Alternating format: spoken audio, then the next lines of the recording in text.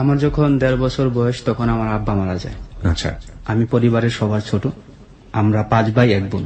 1.5 বছর বয়সে আমার আব্বা মারা যাওয়ার পর সংসারটা খুবই আর্থিক অবস্থার দিকে খুবই দুর্বল ছিল। কি করতেন আপনার বাবা? আমার বাবা ছিলেন বাবুর্চি।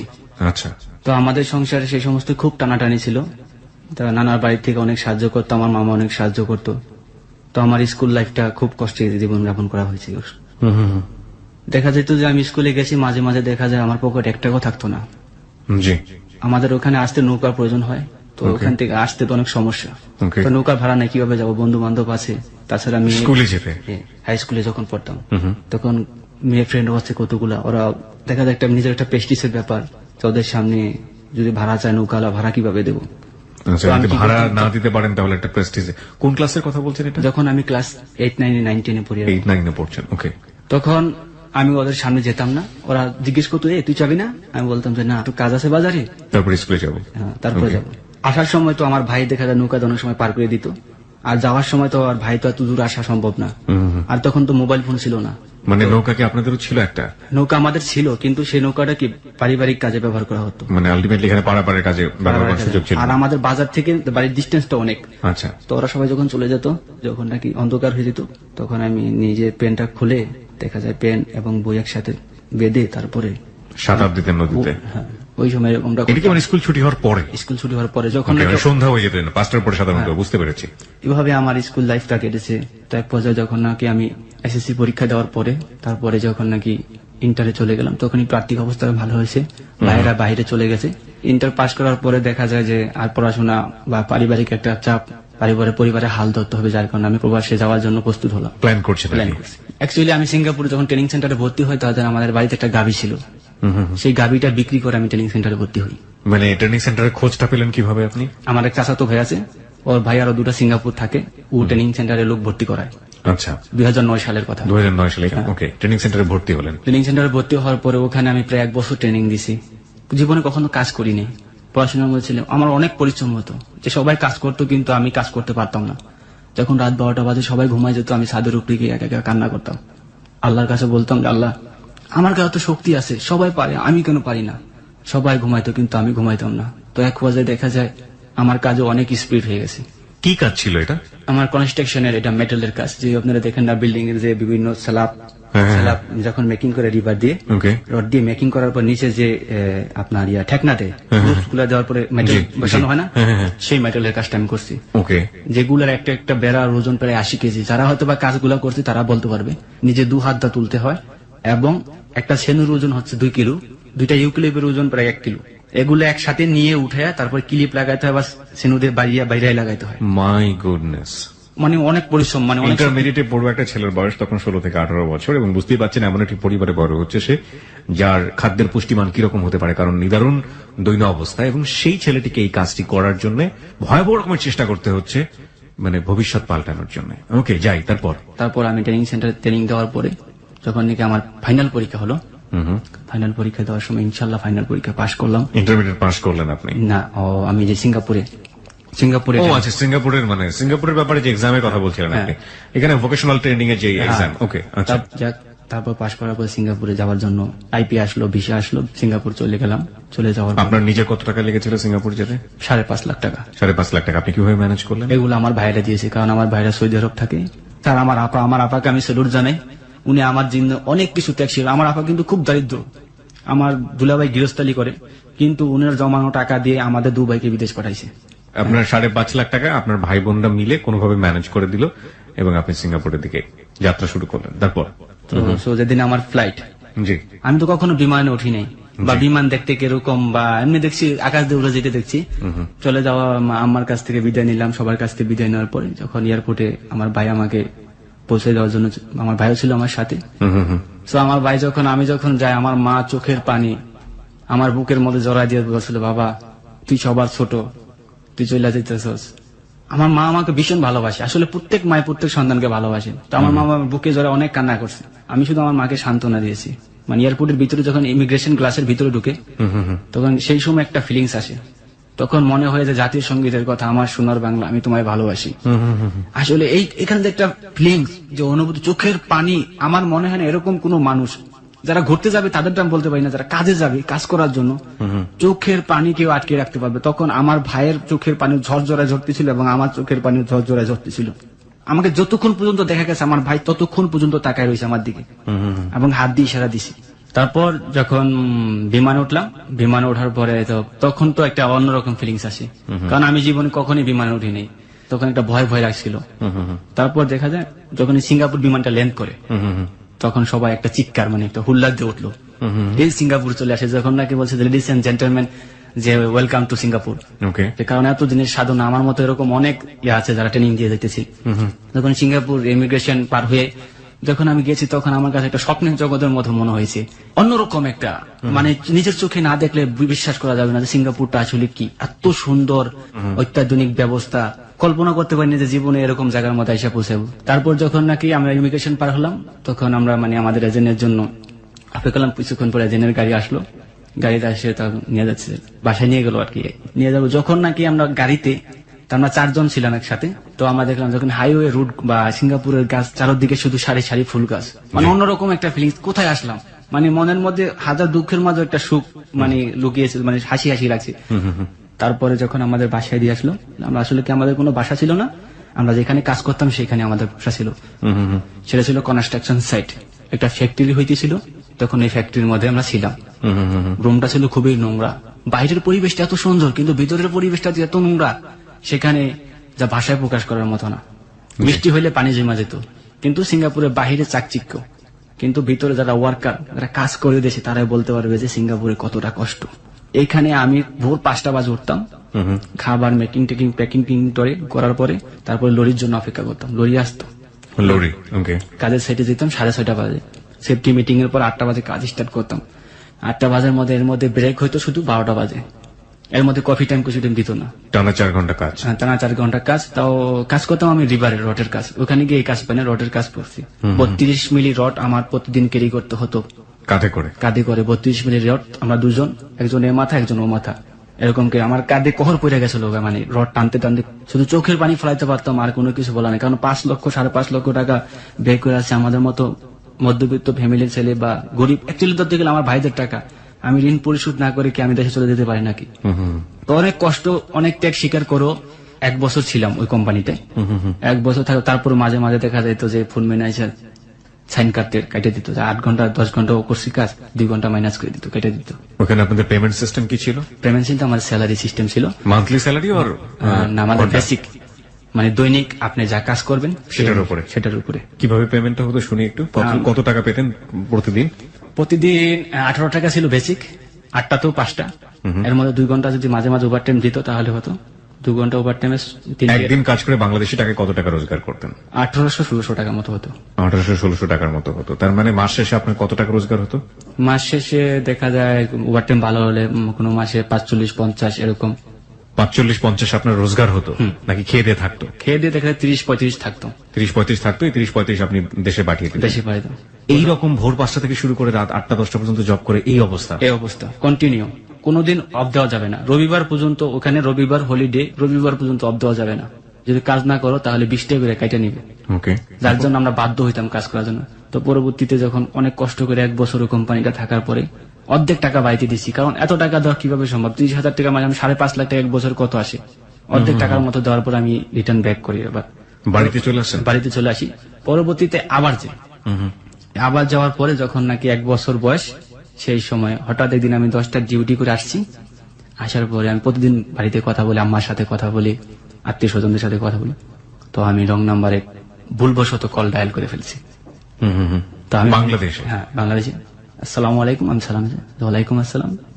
আমি মজা করে কথা বলতেছি, আমার ফ্রেন্ডের সাথে কথা বলতেছি। আমার একটা মেয়ে ফ্রেন্ড ছিল, বান্ধবী, ওর সাথে ওর বিয়ে হয়ে গেছে। ওর সাথে মাঝে মাঝে আমি মজা করে কথা বলতাম, কি অবস্থা এসব জিজ্ঞাসা। তার মধ্যে কি রে ভুলে গেছিস কিনা, আসে কি ভুলে গেছ, আমার কথা মনে নাই তোর? তখন উনি বলতেছে, আপনি কে, কোথায় ফোন করছেন? আমি এটা ঢাকা না? না, এটা তো ঢাকা না, এটা কক্সবাজার। কক্সবাজার কোথায়? কক্সবাজার খাগড়াছড়ি। তো এই কথা বলার পরে বই পুস্তকে কক্সবাজারের নাম অনেক শুনছি, কিন্তু জীবনে তো যাই নাই কক্সবাজার। তা আমার মনে একটা আবেগ ছিল, কক্সবাজার তো খুব সুন্দর দেখতে, সমুদ্র সৈকত, তাই না? বলতেছে হ্যাঁ। তা আমার বলতেছে, আপনি কোথায় থেকে বলতেছেন? আমি বলছি, আমি সিঙ্গাপুর থেকে বলতেছি। তাহলে আপনি ওদের ভুল নাম্বার ডায়াল করছেন। আমি হ্যাঁ আপা সরি, আমার ভুল হয়ে গেছে, আমি ভুল নাম্বার হয়তো ডায়াল করছি। প্রিয় শ্রোতা, আমরা এই পর্যায়ে একটা বিরতি নিতে চাই। এই ভুল নাম্বারটা জীবনে কতটা সঠিক হয়ে এসছে কিংবা এই ভুল নাম্বারের আসলে কোনো ভূমিকা আছে কিনা সেটা আমরা মাত্র 3 মিনিট বিজ্ঞাপন বিরতির পরেই আমরা জানতে পারবো। আজকে আমরা স্পেশালি আপনাদেরকে বলছি, এই প্রথম হ্যালো 8920 আমরা একজন প্রবাসী বাঙালিকে নিয়ে এসেছি, যিনি সিঙ্গাপুরে থাকেন মূলত। তার জীবনের যে গল্প সেটা এখানে উপস্থাপিত হচ্ছে। আপনারা সবাই শুনছেন ক্লোজ আপ প্রেজেন্স হ্যালো 8920। হ্যাঁ রুবেল, তারপর কি হলো? রং নাম্বারের কথা বলছিলেন। তারপর এক পর্যায়ে ওনার সাথে খুব একটা সম্পর্ক তৈরি হয়ে গেল যে উনি আমাকে ছোট ভাই ডাকলো আর আমি ওনাকে বড় আপু ডাকলাম। তো তারপর বড় আপু যখন ডাকছো তখন আমার বলতেছি, তাহলে তো তুমি আমার আজকে থেকে ভাই হয়ে গেলা, তা তুমি আমার ছোট ভাই, তো মাঝে মাঝে আমাকে ফোন করো, ঠিক আছে, আপুর খবর টবর নিও। তখন আমি বললাম যে ঠিক আছে, আমি যখন ফ্রি হবো আপনাকে তো ফোন দেবো, আর আপনি যদি আমার কথা মনে পড়ে তাহলে আমাকে মিস কল দিবেন। তারপর এক পর্যায়ে উনি আমার ফ্যামিলি সম্পর্কে জানতে চাইলেন। নামটা কি জানতে পারলেন মেয়েটার? না না, তখন আপনি নামটা জানতে পারেননি, শুধু নাম্বারটা সেভ করে রাখলেন। হ্যাঁ। এবং আপনি তাকে কি বলতেন? বড় আপু করে কথা বলতেন। বড় আপু বলে। Okay fine. তারপর দুদিন যাওয়ার পর আরেকদিন মিস কল দিছে। তার একদিন এরকম রাত্রবেলা ঠিক ওই সময় মিস কল দিছে। ওকে, তবে আমি সাথে সাথে ব্যাক করছি, সালাম দিছে, আসসালামু আলাইকুম। ওয়ালাইকুম আসসালাম। কয় ভাইয়া ভালো আছো? আমি হ্যাঁ ভালো আছি।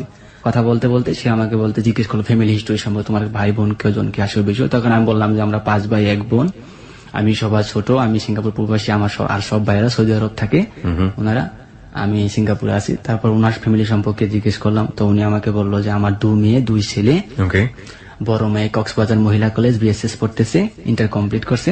জি। আর ছোট মেয়েটা ক্লাস 10-এ পড়ে, এবং ওই ছেলেটাও, আরেকটা ছেলে ক্লাস 10-এ, আরেকটা ছেলে আছে জি, ক্লাস 6-এ পড়ে। আমি বলছি যে আপু আপনার মেয়েদের নাম কি? হাসতে হাসতে জিজ্ঞেস করছে। তখন বলছে যে এক মেয়ের নাম সেলিনা রহমান সুইটি, ওকে সুইটি নামে ডাকে, আরেকজনের নাম বিউটি, আর একটা ছেলের নাম রানা, বড় ছেলেটার নাম রানা, যেটা আমার ক্লাস 10-এ পড়ে। তো পরবর্তীতে আমাকে আরো জিজ্ঞেস করলো যে তুমি পার্সোনাল ডিটেল গুলো, সিঙ্গাপুরে কি করো, কি জব করো। তখন আমি বললাম যে আমি সিঙ্গাপুরে একটা কনস্ট্রাকশন সিভিল ইঞ্জিনিয়ারিং কোম্পানিতে আমি জব করি এখানে। তো মানে যা করতেন সেটাই বলেছেন, কোনো মিথ্যা বলেন না। ওকে, তখন উনি আমাকে বললো যে অত তো ভালোই। তো আমার বিভিন্ন কথা জিজ্ঞেস করছে, স্যালারি সম্বন্ধে জিজ্ঞেস করছে। তো আমি বলছি যে এরকম আমার 50,000 টাকা স্যালারি, 60,000 টাকা স্যালারি হয়। বলছে যে আচ্ছা আপু আমি কি আপনার মেয়ের সাথে কথা বলতে পারি? এক পর্যায়ে আমি হঠাৎ করে মেয়েটার বয়স কত জন ছিল? 21। তারপর বলতেছে যে সমস্যা নেই, কথা বলবার সমস্যা নেই, না এখনই কথা বলো। তো উনি হাসতে হাসতে ওনার মেয়ে তারপরে দিছে, ওই যে সুইটির কাছে দিছে। সুইটি মেয়েটার নাম ছিল ছুটি, সুইটি সুইটি, সুইটি, সুইটি তুমি আর কে তো না। ওকে, হাসানের একটা গান আছে, অনেক চমৎকার একটা গান। হ্যাঁ বলুন। যে আমার বলতেছে আসসালামু আলাইকুম আঙ্কেল, আমাকে বলছে। আমি বলতেছি ওয়ালাইকুম সালাম আন্টি। তখন আমার বলে আপনি আমাকে আন্টি বললেন কেন? আমি কি এইমাত্র যে আপনি আমাকে আঙ্কেল বললেন সেটা কি ভুলে গেছেন? তো আপনি আমাকে আঙ্কেল বলছেন, আমি আপনাকে কি বলতে পারি বলেন? সেই ক্ষেত্রে কি আপনাকে আপু বললে কি মানায়? অবশ্যই আন্টি বলতে। তাছাড়া ওর মাকে তো আপনি বড় আপু বলে ডাকেন। তখন বলছে যে সে আমায় বলতেছে যে না, আপনাকে আমি আঙ্কেল ডাকছি যেহেতু আপনি আমার মাকে আপু ডাকছেন, হ্যাঁ সেই হিসাবে আমি আপনাকে আঙ্কেল ডাকছি, তো আমিও আপনাকে সেই হিসাবে আন্টি ডাকছি। তখন এক পর্যায়ে ওই হেসে দিছে, হেসে দিয়ে বলছে যে আসলে আঙ্কেল আপনি খুব চালাক। আমি বলতেছি যেটা চালাক না, স্বাভাবিক মানুষ, এটা জেনারেলি যে কোনো লোকে বলবে। ও আমাকে নাম বললো যে আমার নাম সেলিনা রহমান সুইটি, কোন কলেজ কি পড়াশোনা কত দূর, ও বললো যে ইন্টার কমপ্লিট করছি, বিএসএস পড়তেছি কক্সবাজার মহিলা কলেজ। তখন আমাকে জিজ্ঞেস করলো যে আপনি কি? আমি বললাম যে আমি ইন্টার কমপ্লিট করে সিঙ্গাপুরে চলে আসছি। কত সালে ইন্টার কমপ্লিট করছেন? আমি বললাম 2009। ও বোধহয় ইন্টার কমপ্লিট করছে 8-এ। কথাবার্তা বলতে বলতে এক পর্যায়ে দুজনের সাথে মানে খুব অন্যরকম, ও আমাকে জিজ্ঞেস করলো যে আপনার ফ্যামিলি মেম্বার কে কে আছে? আমি ওকে জিজ্ঞেস করলাম যে তোমার ফ্যামিলি মেম্বার আসবে বিশেষ, দেখলাম যে ওর মার সাথে A to Z সবকিছু মিল আছে। ওর প্রথম যখন আমাকে কথা বলছে সেই সময় থেকে আমার কণ্ঠটা ভালো লেগে গেছিল। মানে আপনার কণ্ঠ ভালো লেগেছে তার? তার আমার কণ্ঠটা ভালো লেগেছে এবং ওর কণ্ঠটা আমার খুব ভালো লাগছিল। ওরও কণ্ঠ আপনার ভালো লেগেছে? খুব মিষ্টি কণ্ঠ, মোবাইলে মানে খুব সুইট করে কথা বলতো। যখন আমি সকালবেলা ডিউটিতে যাব, ওঠার পরে সারা দিন কাজের সাইটে শুধু এই কথাগুলো আমি যাপনা করছি। মেয়েটার কণ্ঠটা আমার মনে হচ্ছে যে ওর কণ্ঠটা বারবার আমার কানে এসে বাজতেছে। আমার বন্ধুরা জিজ্ঞেস করতেছে যে কিরে তোর আজকে মন মানসিকতা অন্যরকম লাগতেছে, তোর আজকে খুশি খুশি লাগতেছে। তখন আমি বলতাম যে না আজকে খুশি খুশি লাগতেছে না, কিন্তু একটা বিষয় আছে, একটা মেয়ের সাথে গত রাতে কথা বলছি। তাই নাকি? প্রেম করবি নাকি? ওরা বলতেছে না। আমি না বেটা এমনিতে মেয়ের মাকে ডাকছি আপা, আর মেয়ের কি প্রেমের সাথে কি প্রেম করা যাবে? তো মেয়ে তো আমার সেই হিসাবে ভাগ্নি হয়ে যায়, Right. কিভাবে প্রেম করি। তখন বলে এই কি রং নাম্বার, আমার বন্ধুরা বলছে রং নাম্বার, আমি হ্যাঁ রং নাম্বার, কারে বেটা এইভাবেই তো প্রেম শুরু হয়। তখন আমি বলেছি না, এই মেয়েটার সাথে প্রেম করা যাবে নাকি, মেয়েটার কণ্ঠটা খুব সুইট, ওদের বললাম ও এর জন্য তুই কাজে অন্য মনুষ্যতা করতেছ, মেয়েটার ভাবতেছস, আচ্ছা আজকে রাত্রে গিয়ে বাসায় গিয়ে আমাদের সামনে ফোন দিবি। জি তারপর যখন আমি কাজ শেষ সবাই বাসায় ফিরে আসলাম যে 10টার দিকে, জি 9টার দিকে, 10টার দিকে 9:30 দিকে আমরা মানে কাজ 10টা, কিন্তু 9:30 দিকে আমরা কাজটা শেষ করে চলে আসি, জি। একটু আধা ঘন্টা আগে চলে আসি যাতে গোসল টোসল করা যায়। তারপরে কি বন্ধুরা সবাই বসলো, আমি ফোন দিলাম, লাউড স্পিকার দিয়ে দিলাম, তখন ফোন দিছি। ফোন দেওয়ার পরে আসসালামু আলাইকুম আপা ভালো আছেন? হ্যাঁ ভাইয়া ভালো আছি, তুমি ভালো আছো? আমি হ্যাঁ। তারপর বললাম যে আপা আজকে তো আপনার সাথে ডাইরেক্ট বলতেছি, আপনার সাথে কথা বলার জন্য ফোন দিই নাই, আজকে সুইটি আন্টির সাথে কথা বলবো, কারণ আমার বন্ধুরা তার সাথে কথা বলতেছে। তো আসলে ওর মা আম্মু আমাকে এমনি খুব ভালো জানতো, বা ওর কাছেও আমার অনেক প্রশংসা করছে। ওকে তো পরবর্তী সমস্যা নাই, নাও কথা বলো। তারপর ওর কাছে দিছে, সালাম দিছে, আমি বললাম ওয়ালাইকুম আসসালাম। ওই আগের মতো ওই আঙ্কেল বলে সালাম দিছে। তখন আমি বলছি আচ্ছা তুমি আমাকে আঙ্কেল বলো, আমাকে কি আঙ্কেলের মতো মনে হয় তোমার বয়স শুনে? আমার বয়স মাত্র 24 বছর, তুমি আমাকে আঙ্কেল বলে ডাকো, এটা কি করে সম্ভব হয়? এইটা কি কাইটা ছিঁড়ে কিছু করা যায় না? কয় দেখেন আপনি আমার মাকে আপা ডাকছেন, এখন আমি আপনাকে কিভাবে ভাইয়া ডাকি বলেন? আপনি যদি আমার মাকে আন্টি ডাকতেন তাহলে আজকে আমি আপনাকে ভাইয়া ডাকতাম। আমি কই দেখো আমারও আঙ্কেলের বয়স না, তোমারও আন্টি শোনার বয়স না, সুতরাং আমাদের মাঝে এখানে একটা ডিস্টেন্স তৈরি হয়ে যেতেছে, আমি চাই না এই ডিস্টেন্সটা থাক। তো ও বলতেছে তো আপনি কি বলতে চান? আমি বলতে চাই যে আমরা দুজনে ফ্রেন্ড হতে চাই। আমার বন্ধুরা শুনতেছে, আমার বন্ধুরা ওরা আমার বলে দিতেছে কিভাবে কথা গুছায় বলতে হবে। ওকে তো এক পরিবর্তিতে আমার বন্ধুরা বলতেছি, ওদের কথাগুলো রিপিট করে বলতেছি। তখন আমি তো কখনো প্রেম বা করি নাই, যার কারণে ওরা বলতো সেগুলো আমি রিপিট করে বলতাম। ওকে তো পরবর্তীতে ও আমাকে বলতেছে তাহলে কি করবেন? আমি কই, আমরা দুজন কি বন্ধু হতে পারি না? কই বন্ধু হওয়াটা কি এতই সহজ? আমি কই বন্ধু হওয়াটা সহজ না, আবার অনেক সময় কঠিন, আবার অনেক সময় সহজ হয়ে যায়। কই কিরকম? আমি কই দেখেন এই যে আপনার সাথে দুদিনের সম্পর্কে আজকে আপনি আমার সাথে কথা বলতেছেন, কালকে আপনার সাথে কথা বলছি, আজকে তো আপনি আমার সাথে কথা নাও বলতে চাইতে পারতেন, ওকে আজকে কেন আমার সাথে কথা বলতে? আপনার আম্মু এক ডাকা মাত্র দিয়ে আপনি চলে আসলেন তাড়াতাড়ি, এবং সেলফোনটা ধরে হ্যালো বলে হাসি দিয়ে একটা সালাম দিলেন। অবশ্যই কালকে আমার বয়সটা আপনার ভালো লাগছিল, আমার কথাগুলো ভালো লাগছিল, যার কারণে আজকে আপনি আমার সাথে কথা বলতে এসেছেন। আপনি কিভাবে জানলেন? আমি বলতেছি মাঝে মাঝে এরকমটা হয়, যেরকম আজকে আমার আপনার সাথে কথা বলার জন্য দিনের বেলা আমি শুধু আপনার কথাই ভাবছি, আপনার ভয়েসটা শোনার পর থেকে। সো ঠিক তেমনিতে আপনি বোধহয় আমাকে ভাবছেন, ঠিক কিনা বলেন, সত্যি করে বলবেন। তখন ও বলতেছে হ্যাঁ আমিও ভাবছি। ওকে সো আমরা কি করতে পারি এখন? আমি ওকে বলতেছি। তখন ও হাসতে হাসতে বলতেছে যে কি করা যায় বলেন? আমি কই আজকের পর থেকে আর আঙ্কেল ডাকবেন না। কয় তাহলে আপনিও আন্টি ডাকবেন না? আমি বলতেছি ঠিক আছে আন্টি ডাকবো না। তো আমাকে বলতেছে এগুলো কি ওর মার পাশেই বসে থেকে হচ্ছে নাকি মা জানতো না এই ব্যাপারগুলো? আমার মার পাশে, মার পাশে বসেই? মার পাশে বসি। তো মা বুঝতে পারছে না যে মেয়ে আন্টি অ্যাকচুয়ালি ওর মা পাশে ছিল কিনা এটা আমি কনফার্ম না, মানে আপনি এটা কনফার্ম না? আসলে ওর মার সামনে ছিল না, ফাঁকে গিয়ে কথা বলছে। ওর মা রান্না নিয়ে ব্যস্ত থাকতো বা অনেক সময় অনেক কাজে ব্যস্ত থাকতো। বুঝতে পেরেছি। তারপর তো পরবর্তীতে যখন নাকি এই কথা বলবো তাহলে কি করা যায়? আমি বলতেছি তাহলে আজকে থেকে আপনি আমার বন্ধু, বেস্ট ফ্রেন্ড বললাম না, শুধু বন্ধু। যদি কখনো বেস্ট ফ্রেন্ড হয় তখন বেস্ট ফ্রেন্ড বলবেন। ওকে আজকে থেকে তাহলে আমরা দুজনে বন্ধুত্ব হলাম, পাক্কা? বলতেছে হ্যাঁ পাক্কা। আচ্ছা ঠিক আছে তাহলে আজকের মতো তাহলে রাখি, অন্য একদিন কথা হবে। আচ্ছা আরেকটা কথা ভুলে গেলাম, তো তোমার সেলফোন নাম্বারটা কি আমার দেওয়া উচিত না? এখন তো তুমি আমার বন্ধু হয়ে গেলা, আমি তুই আপনার থেকে তুমি বলে ফেলেছি। ওকে তখন আমি বললাম সো সরি, আমি আপনার থেকে তুমি বলে ফেলাইলাম। কোনো সমস্যা নাই, বন্ধুত্ব তুমিই হয়, তুমি তুই যে কোনো ভাবে রাখতে পারেন, এটাই তো বন্ধুত্বর নিয়ম। তার পরবর্তীতে ও আমাকে সেলফোন নাম্বারটা দিল। তারপর নাম্বারটা দেওয়ার পরে তখন আমি নাম্বারটা সেলফোনে সেভ করে রাখলাম, আচ্ছা ওর নাম দিয়ে সেভ করে রাখলাম। তখন আমার একটা প্ল্যান ছিল, আমি আবার সিসিমপুর দেখতাম অনুষ্ঠান, সিসিমপুর অনুষ্ঠান দেখতাম, টুকটুকি আর হালুম, তারপর ইকরি আমার খুব ফেভারিট। আচ্ছা তারপর টম এন্ড জেরি, এই সমস্ত আমি কিছু দেখতাম। তো আমি প্রথমে ওর কণ্ঠটা শুনে আমি বলছি যে ওর নামটা দিব টুকটুকি। আচ্ছা তো আমি ওর নামটা টুকটুকি দিয়ে সেভ করলাম, এই থেকে শুরু হলো ওকে ডাকা টুকটুকি। আচ্ছা ওকে তো আজকে তারপর আজকে আমি বললাম যে আজকের মতো এখানেই রাখি, আল্লাহ হাফেজ। তো বললো আল্লাহ হাফেজ, ভালো থাকবেন। আমি বললাম যে ভালো থাকবেন, সুস্থ থাকবেন, সুন্দর থাকবেন, আমার কথা মাথায় রাখবেন। বুঝতে পেরেছি। ওকে তারপর পরবর্তীতে আমি রেখে দিলাম। রেখে যাওয়ার পরে আমার বন্ধুরা বললো, দোস্ত প্রেম তো হয়ে গেছে। আমি কই, কি করছে এই কথা, কি প্রেম হয়ে গেছে? কই না, মেয়ে তোর জন্য পাগল, দেখোস না মেয়ের কথাবার্তার স্টাইল কি, তুই বন্ধু অফার করলি, সাথে সাথে রাজি হয়ে গেল। আমি বলি, না রে, এমনি তো হয়তো বা হয়েছে। কয় না, মেয়ে তোর সাথে প্রেম করবো দোস্ত, মেয়েটা বোধহয় ভালোই, কণ্ঠসুরটা মনে হলো ভালো, মেয়েটা রাজি হয়ে যা। কয় দেখ, জীবনে তো কারোর সাথে প্রেম করস নেই, একটা প্রেম কর, প্রেম করে বিয়ে করে ফেলাবি, বিয়ের সাথে করতেই হবে। এসব ব্যাপারে সবসময় বন্ধুরা উৎসাহই দিয়ে থাকে ইনফ্যাক্ট। হ্যাঁ, সেই সময় পরবর্তী রেখে দিলাম। তবে আমরা চলে আসলাম রুমে। তো সারা রাত্র আমার ঘুম আসতেছে না, আমি এপিট ওপিট করতেছি, আসলে কি মেয়েটা আমার সাথে প্রেম করবে, ওকে কি আমি সত্যি ভালোবাসি, বা ওর কণ্ঠ শুনে আমার এরকম লাগতেছে কেন, বা আমি আজকে ঘুমাইতে পারতেছি না কেন। তখন আমি মনে মনে বলতেছি, আল্লাহ যদি সত্যি সত্যি মেয়েটা ভালো হয়, তবে ওর সাথে আমার তুমি সম্পর্ক করাই দেবে, এবং কি শুধু সম্পর্ক না, ওর সাথে তো আমার বিয়ে হয়। মানে এই পরিমাণ চিন্তা করে ফেলেছেন আপনি? যখন আমি ফজরে, মেয়েটাকে আপনি দেখেননি, জানেন না, শোনেন না, এরকম একটা চিন্তা। হ্যাঁ, খুবই স্বাভাবিক। ওকে, তারপর? আমি ফজরের নামাজ পড়তাম। ফজরের নামাজ পড়ে আল্লাহর কাছে মনে বললাম, আল্লাহ অপরিচিত একটা মানুষের সাথে পরিচয় হয়েছে, যদি সত্যি সত্যি মেয়েটা ভালো হয়, তবে ওর সাথে আমার যাতে বিয়ে হয়, ওর সাথে যাতে আমার মিল হয়, একবারের জন্য হলো যাতে আমার সাথে ওর সাথে মিল হয়। আচ্ছা। তারপরের দিনকার ডিউটিতে চলে গেলাম। সারাদিন কাজের সাথে এনে হাসাহাসি, সুপারভাইজার আসলে সুপারভাইজার কাছে বলে, ভাই জানে তো সবাই টিটকারি করছে, টিটকারি করতেছে, হ্যাঁ, মশকরা করছে, বুঝতে পেরেছি।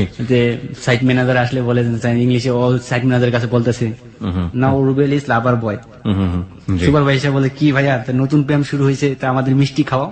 আমি কি বলেন ভাইয়া, একটা মেয়ের সাথে কথা বললে কি প্রেম হয়ে যায়?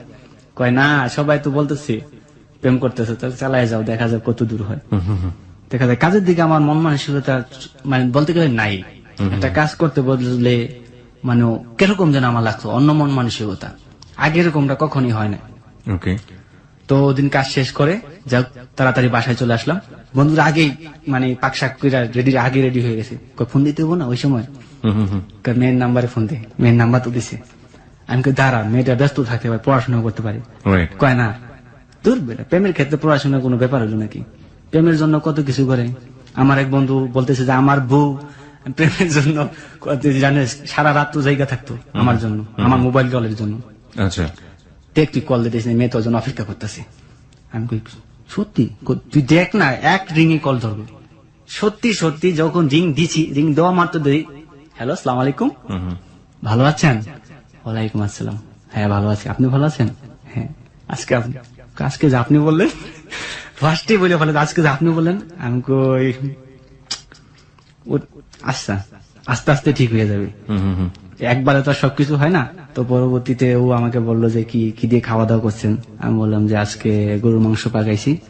আপনি কি নিজে পাক করেন? আমি হ্যাঁ আমি নিজে পাক করি, আমি খুব ভালো পাক করতে পারি। যাক, আপনার সাথে যার বিয়ে হবে সে তো তাহলে খুব সুখী, কারণ তার পাক করতে হবে না। আর মহিলারা তো পাক জিনিসটার খুব ভয় মনে করে। তা আপনি রান্না বান্না করতে পারেন? আমি বলতেছি না, আমি শুধু রান্না বান্না না, কাপড় চোপড় ধোয়া ইত্যাদি, আয়রন করা, সবকিছু আমি সবকিছু পারি। কারণ আমি ছোটবেলা থেকে নিজের কাপড় চোপড় নিজে ধুই, স্কুলের ড্রেস সহকারে। আমার আম্মাকে কখনো বলতাম না, আমার আম্মা খুব বয়স্ক মানুষ, আর আমার জামা কাপড় আমি নিজে আয়রন করতাম। নিজের জামা কাপড়টা নিজে ধুলে পরিষ্কার হয় বেশি, কারণ কলারের কোন ভিতরে দাগটা ভরছে আপনি বলতে পারেন যে আপনার দাগটা কোথায়।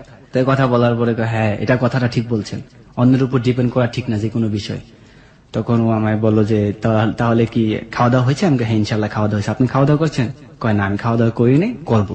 পর্যায়ে কথা বলতে বলতে তখন নাকি ওকে আরো আমি বলতেছি যে তো ইন্টার কমপ্লিট করছেন, হাই স্কুল জীবন গেছে, এখন কলেজ জীবন শেষ হয়েছে, এখন প্লাস ভার্সিটিতে পড়তেছেন, সো কারোর সাথে প্রেম টেম করছেন কিনা, মানে এরকম জিজ্ঞেস করতেছি। আমার বন্ধুরা আসলে উৎসাহ দিয়ে বলতে শিখাই দিতে, এগুলো জিজ্ঞেস কর। ওকে। তখন ও বলতেছে যে না এরকম কাউকে পাইনি, বা আমিও বেশি একটাই না, ফ্যামিলির প্রেসারে থাকি সব সময়, বাইরে সচরাচর বাইরে হতে পারি না, মহিলা কলেজে পড়ি, ছেলেদের সাথে তো মেশার কোনো কথাই না, আর আমার ওরকম পছন্দের কোনো ছেলেও নাই। আচ্ছা। তো পরবর্তী তুই আমায় জিজ্ঞেস করতেছে আপনি কোনো মেয়েকে পছন্দ করেন কিনা? ওকে। না, আমারও এরকম হয়ে ওঠে নাই, আমিও এরকম ফ্যামিলির প্রেসারে ছিলাম এক পর্যায়ে, আর আমিও ওই সময় প্রেম কারোর সাথে করিনি, কারণ প্রেম করার সময়টাই ছিল না। তা আমি আমার আসলে কোনো মেয়েকে পছন্দ তো দূরের কথা, আজ পর্যন্ত কোনো মেয়েকে বলি নাই যে তুমি খুব সুন্দর বা আপনি দেখতে খুব সুন্দর, এই কথাটা পর্যন্ত কোনো মেয়েকে বলিনি। তখন ওই শুনে হাইসা দিল। তো সত্যি বলতেছেন? আমি কি আমার কথা শুনে কি মিথ্যা হইতে মনে হইতেছে? কয় না, মিথ্যা বলবেন কিসের জন্য? অপরিচিত মানুষের সাথে কি কেউ মিথ্যা বলে নাকি? তখন ও বলতেছে, তখন আমি বললাম যে তাহলে তো বুঝতেই পারছেন অবশ্যই। হ্যাঁ বুঝতে পারছি, শুনে খুব ভালো লাগলো। আমি বলছি যে আপনার কথা শুনে আমার খুব ভালো লাগছে, কারণ আপনি আমার মতোই ফ্যামিলি প্রেসারে ছিলেন। আমি মনে মনে এরকম কাউকে খুঁজতেছিলাম। তো এই কথা বলার পরে বলতেছে যে কি এরকম কাউকে খুঁজতেছিলেন মানে? আমি কই না, মানে এরকম বন্ধু খুঁজতেছিলাম, যে এরকম একটা ভালো বন্ধু পেলে হয়তো বন্ধুত্ব করবো, যাক আপনার সাথে মিলে গেল। ওকে, আমরা প্রিয় শ্রোতা, আমরা একটা ছোট্ট বিরতি নিতে চাই। আমরা জানি this is a very sweet moment, but sweet থেকে সাওয়ার হবে হয়তো এক সময়, এবং সাওয়ার থেকে সেটা কতটুকু আবার সুইটে ফিরে আসে সেটাই এখন প্রশ্নের বিষয়। যাই হোক, আমরা আসলে কোনো কিছু নেগেটিভ অ্যাজিউম করতে চাই না, লেট ইট বি কন্টিনিউড। কি হয় না হয় আমরা একটু বিরতির পরে ফিরে এসে জানি। আজকে যে ছেলেটির জীবনের গল্প আমরা এখানে উদ্ধার করছি, সে প্রবাসী বাঙালি, সিঙ্গাপুরে থাকে সে, এবং সে মূলত ছুটিতে বেড়াতে এসে আমাদের হ্যালো 8920 তার জীবনের গল্প বলতে এসছে। একটু শুনি, পুরোটুকুই আমরা শুনবো, তবে এই মুহূর্তে ছোট্ট একটা বিরতি। ফিরে আসবো ঠিক রাত 12:06। আপনারা সবাই শুনছেন close up presence hello 8920 ABC radio FM 89.2 এ। আমি আরজি কিবরিয়া আপনার সঙ্গে রয়েছি, এবং সঙ্গে রয়েছে আমার টিম মেম্বাররা আরজে শাকিল, খালিদ এবং লোবান। আর এই বন্ধুটিকে দেখার জন্য হোক, বা কোনো কমেন্টস করার জন্য হোক, বা ওর সঙ্গে যোগাযোগ করার জন্য হোক, আপনারা চলে আসতে পারেন আমাদের ফেসবুক পেজে, এবং একই সাথে এখানে জয়েন করে কমেন্টস করে আপনারা কিন্তু পুরস্কার জিতে নিতে পারেন, ক্লোজ আপের সৌজন্যে আকর্ষণীয় পুরস্কার। আমাদের ফেসবুকের ঠিকানা facebook.com/hello8920। আমি আবারও বলছি facebook.com/HELLO8920। ওখানে গিয়ে লাইক দেবার সঙ্গে সঙ্গে আপনি হ্যালো 8920 মেম্বার হয়ে যাবেন। ফিরে আসছি ঠিক রাত 12:06। FM 89.2। প্রিয় শ্রোতার সময় এখন রাত 12:06। আপনারা সবাই শুনছেন close up presence hello 8920 ABC radio FM 89.2 এ। আমি আরজি কিবরিয়া আপনার সঙ্গে রয়েছি, এবং সঙ্গে রয়েছে আমার টিম মেম্বাররা আরজে শাকিল, খালিদ এবং লোবান। সঙ্গে রয়েছে আমাদের বন্ধু রুবেল, যে কিনা সিঙ্গাপুর থেকে বাংলাদেশে এসছে ছুটিতে বা কোনো কাজে, এবং সেই সময় তার জীবনের গল্প বলার জন্য এখানে এসছে। সে অর্থে আমরা বারবারই বলছি, রুবেল হচ্ছে একজন প্রবাসী বাঙালি। এই প্রথম কোন প্রবাসী বাঙালির জীবনের গল্প আজকে আমরা হ্যালো 8920 তে প্রচার করছি। সেই অর্থে আমরা বলতে পারি really nice, we feel proud for this story. Okay, ওর কাছেই ফিরবো, তবে তার আগে আপনাকে একটু বলি, আপনি যদি আপনার জীবনের গল্প হ্যালো 8920 তে এসে বলতে চান লাখো মানুষের কাছে, হয়তো কিছুই করতে পারবো না আপনার জন্য, কিন্তু আপনাকে একটু বেটার ফিল দিতে পারবো যে না, আপনার জীবনের গল্প লাখ লাখ মানুষের কানে পৌঁছে গেছে। এবং শুধু তাই না, এই জীবনের গল্প সারাটা জীবন এবিসির আর্কাইভে থেকে যাবে। অর্থাৎ আমরা হয়তো একদিন হারিয়ে যাব, আপনি হয়তো একদিন হারিয়ে যাবেন, কিন্তু এবিসির আর্কাইভে আপনার জীবনের গল্প সারাটা জীবন থেকে যাবে। এবং এই গল্পটি মানুষ হয়তো 100 বছর পরে হলেও আপনার জীবনের গল্প শুনতে পারবে। এটা কিন্তু একটা অসাধারণ পাওয়া। সেই জায়গাটা থেকে আপনি যদি মনে করেন আপনার জীবনের গল্প আপনি হ্যালো 8920 তে এসে বলবেন, এবং সেটা সত্যি সত্যি মানুষকে কিছু না কিছু শেখাতে পারবে ইন এ পজিটিভ সেন্স, আপনি আমাদের এখানে আসতে পারেন। ফাইন, ফিরছি আমরা। তারপর আপনি কোনো না কোনো ভাবে বলেই ফেলেছেন যে আমি তো এরকম একটা মেয়ে খুঁজছিলাম, তাই না? মেয়েটার নাম ছিল সুইটি। সুইটিকে, হ্যাঁ। তারপর এক পর্যায়ে ওকে আমি আর জিজ্ঞেস করলাম যে আচ্ছা তোমার কি কি সবচেয়ে বেশি পছন্দের জিনিস? না, আপনি আগে বলেন আপনার কি কি বেশি পছন্দ। ওকে, আমি কই না, আমি আগে প্রশ্ন করছি, আগে উত্তর দাও। তো আমায় বললো যে আমি সবচেয়ে বেশি পছন্দ করি সিসিমপুর, হালুমকে আমার বেশি পছন্দ হয়। এটা আপনি বলছেন না, ও বলছেন?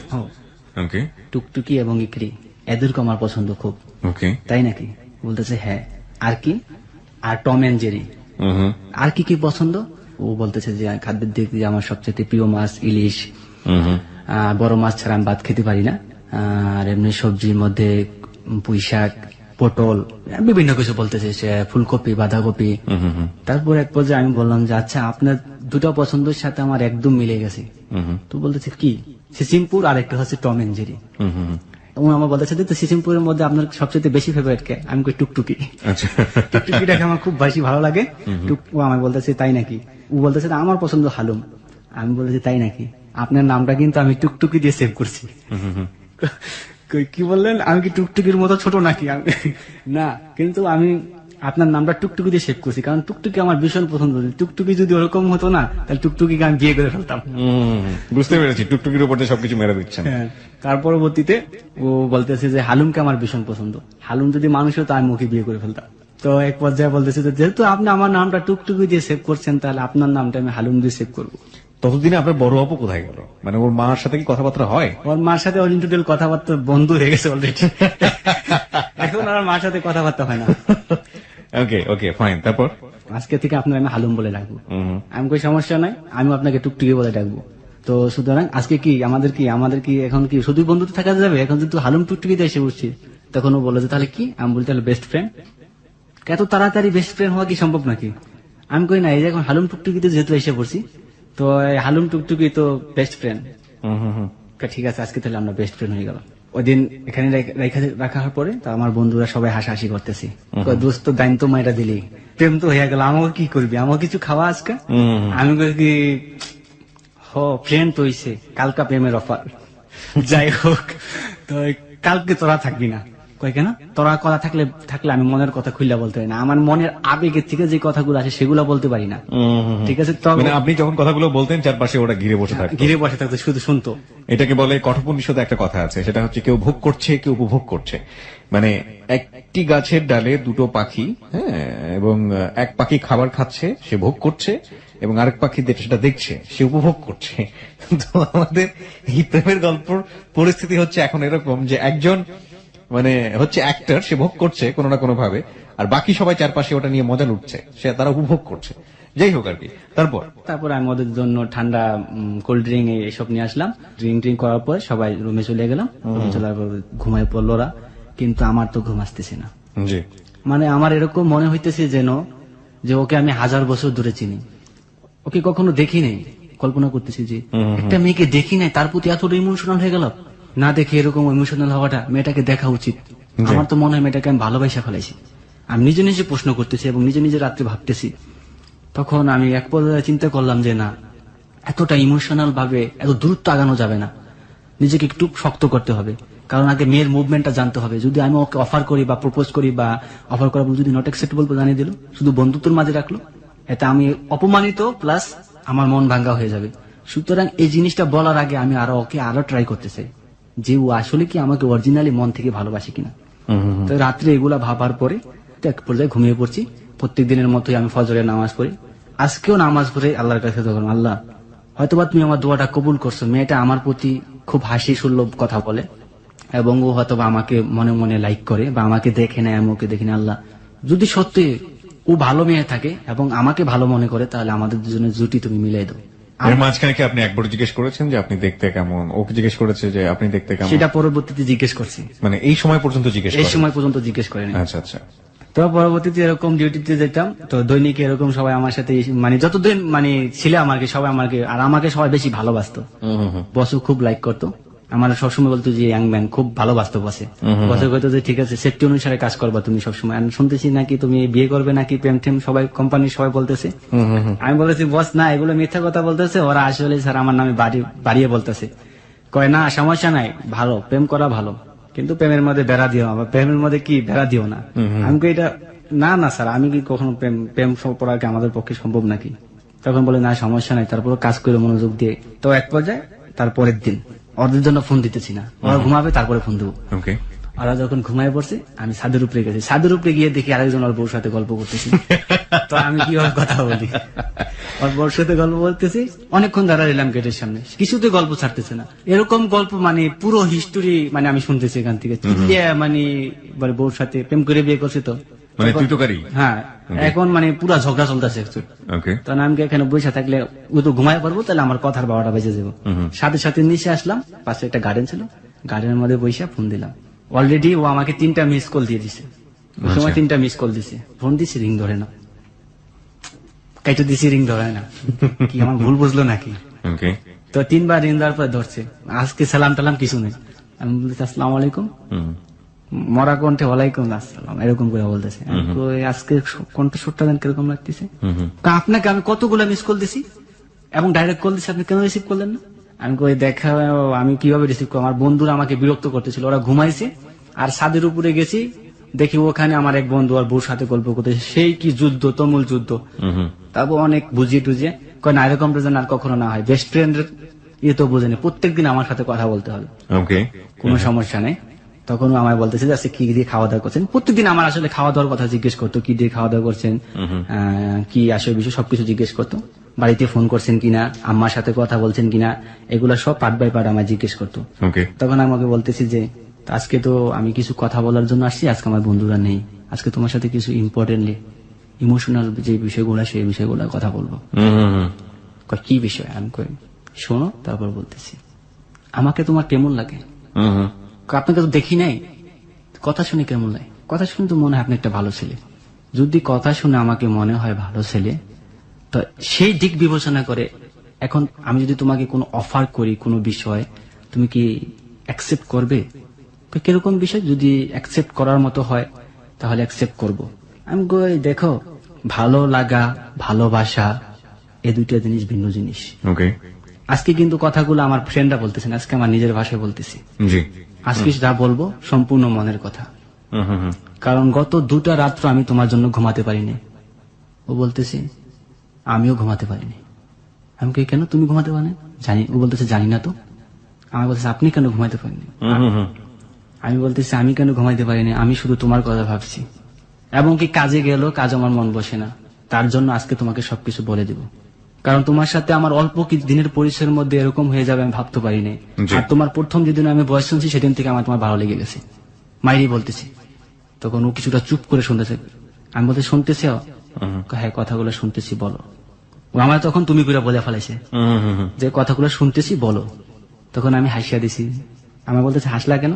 আমি কই, মাত্র তুমি আমায় তুমি বলছো। ওকে, তখন বলছো ও সরি। আমি কই, সরি বলার কিছু নেই, এখন যে তুমি বলছো এই তুমি সারা জীবন থাকতে হবে। ঠিক আছে, আচ্ছা তুমি কি বলতে চাও বলো। তখন আমি ওকে বললাম যে দেখো, ভালোবাসি মুখে বললেই ভালোবাসা হয় না, আর এক এক মানুষের মন এক এক রকম। তুমি আমাকে কেমন মনের মাঝে কল্পনা করছো আমি জানি না, আর আমি তোমাকে মনের মাঝে কেমন কল্পনা করছি তুমি জানো না। আজকে আমরা দুজনে এই বিষয়ে কথা বলবো। যার যেরকম মন্তব্য সে সেরকম বলবে। যদি আমাদের সম্পর্কটা যদি তৈরি না হয়, কিন্তু আমাদের মাঝে বন্ধুত্বটা সারা জীবন থেকে যাবে, সারা জীবনের জন্য। ওকে, তখন ও আমায় বলল হ্যাঁ, বন্ধুত্বের অন্তর থাকবে। তখন ও আমায় জিজ্ঞেস করতেছে আপনি দেখতে কিরকম? আমি কই, আমি লম্বায় 5 ফুট 7 ইঞ্চি আছি, 7 ইঞ্চি একটু কম। তখন ও বললো যে স্বাস্থ্য কিরকম? আমি স্বাস্থ্য মিডিয়াম, বেশি স্বাস্থ্য না। তো আমাকে জিজ্ঞেস করলো যে আপনাদের গায়ের রং? আমি বললাম যে শ্যামবর্ণ, ফর্সা না বেশি, কালো না বেশি, শ্যামবর্ণ। তো এই কথা বলার পর ওকে আমি জিজ্ঞেস করলাম তুমি দেখতে কিরকম? ও বললো যে আমার গায়ের রং শ্যামবর্ণ, 5 ফুট 4 ইঞ্চি। বুঝতে পেরেছি তার সম্পর্কে আপনারা। ও 5 ফুট 4 ইঞ্চি, যাই হোক, 5 ফুট 4 মানে অনেক লম্বা। ঠিক আছে, মানে বুঝতে পারছি দুজন সম্পর্কে জানছিলেন, ওই সময়টাতে ইমোশনাল কথাবার্তা বলছিলেন। তারপর তখন আমি ওকে বললাম যে দেখেন, আমি দেখো তোমাকে তো আমি এক পর্যায়ে আমি তোমার ভালোবাসা ফেলাইছি। ওই রাতেই বলে দিলেন? ওই রাতেই বলে দিচ্ছেন আমি আচ্ছা। তোমাকে ভালোবাসা ফেলাইছি বোধ হয়। এটা কি বলতেছেন? দুদিনের কথা মানুষকে ভালোবাসতে পারে নাকি? আমি জানি না, সারা রাত্র আমি ঘুমাতে পারি না তোমার জন্য, বিশ্বাস করো। তো ও বলতেছে না আপনি ভেবে চিন্তে বলেন। আমি কই না, আমি ভেবে চিন্তে বলছি, আমি তোমাকে ভালোবাসা ফেলেছি অলরেডি, আমি তোমাকে দেখতে চাই। ওকে, ও বলতেছে দেখতে চান? আমি বলছি যে দেখো, তুমি যদি ভয় পাও আগে আমার ছবিটা, তোমার একটা ইমেল নাম্বার দাও, আমার ছবিটা আগে তোমাকে পাঠাই, তারপরে তোমার ছবিটা পরবর্তীতে তোমার ছবিটা পাঠাইও। আমাকে দেখে যদি তোমার পছন্দ হয় তাহলে তোমার ছবিটা পাঠাইও। আচ্ছা, বলতেছে আমি একটু ভাইবানি। তো কিছুক্ষণ 1 মিনিট সময় নিল, 1 মিনিট সময় পর ঠিক আছে, ও বলতেছে ঠিক আছে, আমি তো আমার ইমেল নাম্বারটা দিতেছি তোমারে, তো তুমি তোমার ছবিটা পাঠাই দিও, তা পরবর্তীতে তোমার ছবি দেখা মাত্র আমার ছবি পাঠাই দেবো। আমি ইমেল নাম্বারটা রাখলাম, রাখার পরে পরবর্তী দিন রবিবার, তো ছুটির দিন, তা আমার ছবিটা আমি ওর কাছে পাঠাই দিই। আচ্ছা, পরবর্তীতে ও আমাকে বলছিল, প্রথমে বলছিল যে আমাকে যে দুজন দেখে পছন্দ হয় তারপরে আমাদের প্রেম ভালোবাসাটা যাওয়া উচিত। ওকে, তো আমাকে দেখে সাথে সাথে ফোন দিছে যে আমার ছবিটা পাঠাইতেছি। আমাকে কি পছন্দ হয়েছে? বলে না, হাসতেছে। আচ্ছা, আমি আমাকে পছন্দ হয় না, আমি তো দেখতে ভালো না, তুমি তো আমার পছন্দ করবা না আমি জানি, আমার ছবিটা পাঠাইতেছি, আগে আমার ছবিটা দেখো, তারপর আমার ডিসিশন জানাইতেছি। তারপর ওর ছবি পাঠাইছে। তা আমার বন্ধুরা সেদিন ছিল আমার সাথে, ওর ছবি পাঠাইছে, ও দেখে আমার কিন্তু ওর ছবি পছন্দ অ্যাকচুয়ালি বেশিটা হয় না। ওকে, আপনার তেমন একটা পছন্দ হয়নি? যেরকম মনে কল্পনা করছি সেরকমটা না। ওর কি হয়েছে পছন্দ? ওর পছন্দ হয়েছে। আচ্ছা, আমার বন্ধুরা আমি দোস্ত যেরকম কল্পনা করছি এরকম তো পাইলাম না, তো কথায় তো প্রেম করলাম। তখন ওরা বলেছে তুই মেয়েটার চেয়ার ফেস দেখছো, চোখগুলা দেখছস, তুই এই মেয়েটার সাথে তো দিন কথা বলছস, ই করছস, এখন যদি এই মেয়েটা তুই 10 দিস, এই মেয়েটা তোর অভিশাপ দেয়, মেয়েটাকে দেখতে একেবারে খারাপ নাকি? আমাদের সবার পছন্দ, তোর পছন্দ হয় না গেলে? আমি আমার পছন্দ হয়েছে, কিন্তু আমি মনের মতো তো আমি যেরকমটা কল্পনা করছিলাম ওটা না। তো আমার বন্ধুদের বিষয়ে আর কি আমি বেশি আগ্রহ হয়েছি, ওরা আমাকে বেশি ইমোশনাল করছে। তো পরবর্তীতে তুই জানা দিয়ে মেয়ের পছন্দ করছো, তাহলে তোর সাথে আমি গাড়ি এরকমটা বলতেছে। তুই রাতে ভাইবা দেখিস তুই আর ভালোবাসিস কিনা, তুই সত্যি সত্যি আর ভালোবাসিস দেখিস। তো পরবর্তীতে আমি সাথে সাথে জানা, হ্যাঁ তোমার আমার পছন্দ হয়েছে। তো বললো যে হ্যাঁ আমাকে তোমার পছন্দ হয়েছে। মানে এটা আপনার মনের ইচ্ছার বিরুদ্ধে হলো, আপনার বন্ধুদের চাপাচাপিতে আপনি কাজটা করলেন। হ্যাঁ। ওকে। রাত্রে যখন রুমে আসছি, রুমে এসে ভাবতেছি আসলেই করে আমি ভালোবাসি। দেখে নিজে নিজে চিন্তা করলাম না আসলে ওর প্রতি আমি ইমোশনাল, শুধু ওর ছবি দেখে না বা ওরই দেখে না, ওর প্রতি আমার অন্যরকম একটাই যে না আসলে আমার বন্ধুদের কথা ঠিক বলছো, ওর আমি ভালোবাসি। আর ভালোবাসা সৌন্দর্য দিয়ে হয় না। তো এক পর্যায়ে এরকম প্রত্যেক দিনে ওর সাথে আমার কথা হতো, এরকম কোন রাত্রি নাই ওর সাথে আমি 2 ঘন্টা 4 ঘন্টা কথা না বলছি। প্রতি মাসে আমার মোবাইল বিল প্রায় 20-30 হাজার টাকা বাংলাদেশের খরচ হতো। আর তখন থেকে আমি প্রচুর কাজ করতাম, ওভার টাইম পার্ট টাইম যখন যা পাইতাম সব করতাম। তো যখন ফোন দিতাম ও আমাকে বলতো যে হালুম, আমি বলতাম টুকটুকি। তখন বলছে আজকে সিসিমপুরে কি হয়েছে, তারপর আমার বলছে হালুম তো হাম হাম সবসময় হাম হাম করে। তখন আমি বলতাম যে টুকটুকি তো সবসময় থেকে যে চিক চিক চিক চিক এরকম করে কথা বলে, আর মাথার মধ্যে এতটুকু চুল আর এতটুকু একটা ফরাক পরে ঠিক কিরকম করে, মানে এলিয়া মানে সবসময় কথাবার্তা হইতো। তো পরবর্তীতে আমাকে একদিন বলতেছে তুমি কি গান গাইতে পারো? আমি হ্যাঁ গান গাইতে পারি। তুমি গান গাইতে পারো, আমার এতদিন ধরে কথা বলতেছো, আমার কোনোদিন বললো না তুমি গান গাইতে পারো, আমাকে গান শোনাতে হবে। তখন আমাকে একটা গান গিয়ে শোনালাম। তো ও আমার গানগুলো খুব মনোযোগ দিয়ে শুনতো, যে আমার বলতো যে তোমার কণ্ঠটা খুব সুন্দর। আমি বলতে আমার পাম দিতেছ, হয়তো বা মোবাইলে সুন্দর শোনা যায় কিন্তু বাস্তবে আমার কণ্ঠটা সুন্দর না। কয় না, আমি বলি যে কেউ যদি কাউকে ভালোবাসে তাহলে তার সবকিছু এমনিতে সুন্দর লাগে। এদিক দিয়ে ওর সাথে কথা বল, মানে ওর আম্মু মিস কল দিতেছে, ওর আম্মু মিস কল। আমি কই তোমার আম্মু তো মিস কল দিতেছে, তাহলে আমি বেকাইটা দাও, ব্যাক করো। তো ব্যাক করছি, ব্যাক করার সালাম দিচ্ছে, আসসালামু আলাইকুম আপা ভালো আছে? বলতেছে ভালো নাই। আমি কেন, তুমি অনেকদিন ধরে ফোন দাও না, ব্যাপারটা কি? সন্দেহ করে বসে। আমি কই দেখেন ব্যস্ত থাকি তো হয়তো ফোন দেওয়া হয়ে ওঠে না। কয় না অন্য কোনো কারণ আছে, আমার মেয়ের সাথে তুমি যেদিন থেকে কথা বলছো সেদিন থেকে তোমার ফোন দেওয়া বন্ধ হয়ে গেছে। বিষয়টা কি? আমার মেয়ে ওর দেখি মাঝে মাঝে দরজা লাগায় ওই জন্য কার সাথে কথা বলে। ছেলেটা কি তুমি যার সাথে কথা বলে? কি বলতেছেন আপা, আপনি কথা বললেন আমি আপনার মেয়ের সাথে কথা বলবো, এরকম কথা হইলো? আপনি আমাকে এরকম অবিশ্বাস করতেছেন। অবিশ্বাস করতেছি না অ্যাকচুয়ালি, কিন্তু আমার মনে হইতেছে তুমি ওর সাথে কথা বলো। দেখো তোমাকে একটা কথা বলে দে ভাই, আমার সোনার সংসারে তুমি আগুন দিও না। আমি সুখে আছি, তুমি আমার সুখটুকু কেটে নিও না। মানে এই ধরনের কথা আপনাকে বলে? এই ধরনের কথা বলেন। আমার মেয়েটা এখন খাওয়া দাওয়া ঠিক মতো করে না, এলোমেলো ভাবে চলাফেরা করে, সারাদিন কি যেন ভাবে। এরকম আমি ওকে কখনো দেখি নাই। আমি মা, আমি সবকিছু বুঝতে পারি। আমি শিওর ও তোমার সাথে কথা বলে। আমার মেয়েটাকে নিশ্চয়ই কোনো কান পড়া দিছো তুমি। আর তুমি যে কথার জাদু, নিশ্চিত আমার মেয়েটাকে তুমি গলায় ফেলাইছো। তো আজকে কিন্তু উনি আমার সাথে অনেক বলতে খারাপ ব্যবহার করতেছে, যে নেক্সট টাইম আমার মেয়ের সাথে কথা বলবা না, আমার মোবাইলে ফোন দিবা না। তো এর পরবর্তীতে আমি বলে দেখেন আপা আপনি ভুল করতেছেন, না তুমি আর কোনো কথাই বলবা না। আর আম্মু লাইন কেটে দিল। লাইন কেটে দেওয়ার সাথে সাথে রিং দিছি। রিং দেওয়ার পর আমি কই তুমি এখন কোথায়? আমি ছাদের উপরে। তোমার আম্মু? আম্মু রুমে শুয়ে দিছে। আমি কই তোমার আম্মু তো আমাকে ঠেট দিয়ে দিল। কই কি ঠেট? এরকম বললো। কয় কি জাপ্পি আর কি এত ডান নাকি? তো তখন ও বলা যে তোমার সাথে আমার সম্পর্ক হয়েছে, এটা সারা জীবন থাকবে। সেটা আম্মু কেন আরো অন্য কেউ যদি বাধা দেয় সেটা কখনো বিনষ্ট হবে না, কারণ আমাদের প্রেমটা পবিত্র। ও সবসময় 5 ওয়াক্ত নামাজ পড়তো এবং আমি সবসময় 5 ওয়াক্ত নামাজ পড়তাম। তো আমি ওকে একটা কথা বললাম, তুমি আগে যতটুকু ভালো ছিলে এখন তার চেয়ে বেশি ভালো হওয়ার চেষ্টা করো, কারণ আল্লাহ পাকের তোমার আমার সাথে মিলতে হয়। আমি সবসময় কথা আল্লাহর কাছে বলতাম। সত্যি কথা বলতে যেদিন থেকে ওর সাথে আমার এই কথা হয়ে গেল, সেদিন থেকে আমি একটা মেয়ের দিকেও প্রখর দৃষ্টি দিকে একবার তাকানোর পর দ্বিতীয়বার আমি তাকাই নাই। আমি ওকে কথা দিছি আমি আর অন্য কোনো মেয়ের দিকে তাকাবো না। তো পরবর্তীতে ওরকম কথা বলতে একদিন আমার আফাকে বললাম, যে আফারে বললাম যে তুই এখন বাড়িতে বেশি ফোন দিস না, বিষয়টা কি? আফাও কে বলতেছে আমার আপা। আমি বলি আপা এরকম একটা মেয়ের সাথে আমি কথা বলি, মেয়েটা দেখতে ভালোই, কক্সবাজার বাড়ি, আমার সাথে একদিন পরিচয় করে দিস। তো সেই সূত্রে আমার আফার সাথে একদিন ওরে পরিচয় করে দিলাম, কথাবার্তা বলে দিলাম। সেই থেকে আমার ছোট ছোট 2 ভাগ্নি আছে, ওরে মামি মামি ডাকতো সবসময়। আমার আফার সাথে ভালো সম্পর্ক হয়ে গেল। জি। ও আমাদের বাসায় ফোন দিত, আমার আপা ওকে ফোন দিত, আবার আমাকে বলতো, আমি টাকা না পাঠাইলে আমাকে বলতো তুমি টাকা পাঠাও না কেন, তোমার বাড়ি থেকে আমার ফোন দিয়ে বলছে, তুমি বলে এই মাসে টাকা দাও নাই। কার সঙ্গে পরিচয় করে দিলেন আরেকবার বলবেন? আমার আপা, মানে আপনার বড় আপা? হ্যাঁ আমার বড় আপা বড় সঙ্গে পরিচয় করে দিলেন কি হিসেবে? হিসেবে আমার মানে বললাম যে আমার ফ্রেন্ড, ওর সাথে আমার মোবাইল ফোনে পরিচয়, এটা সত্য তো- কথা বলছে। এটা তো আর আলটিমেটলি সুইটির মা জানতো না বা সুইটির কেউই জানতো না না। না, সুজির মাকে জানতো না, আচ্ছা, শুধু আমার আপা জানতো। ওকে। আমার আপা বলতেছে ঠিক আছে যাই করিস বুঝতে না করিস, তুই তো বড় হয়েছ, এখন তার ছোট না। রাইট।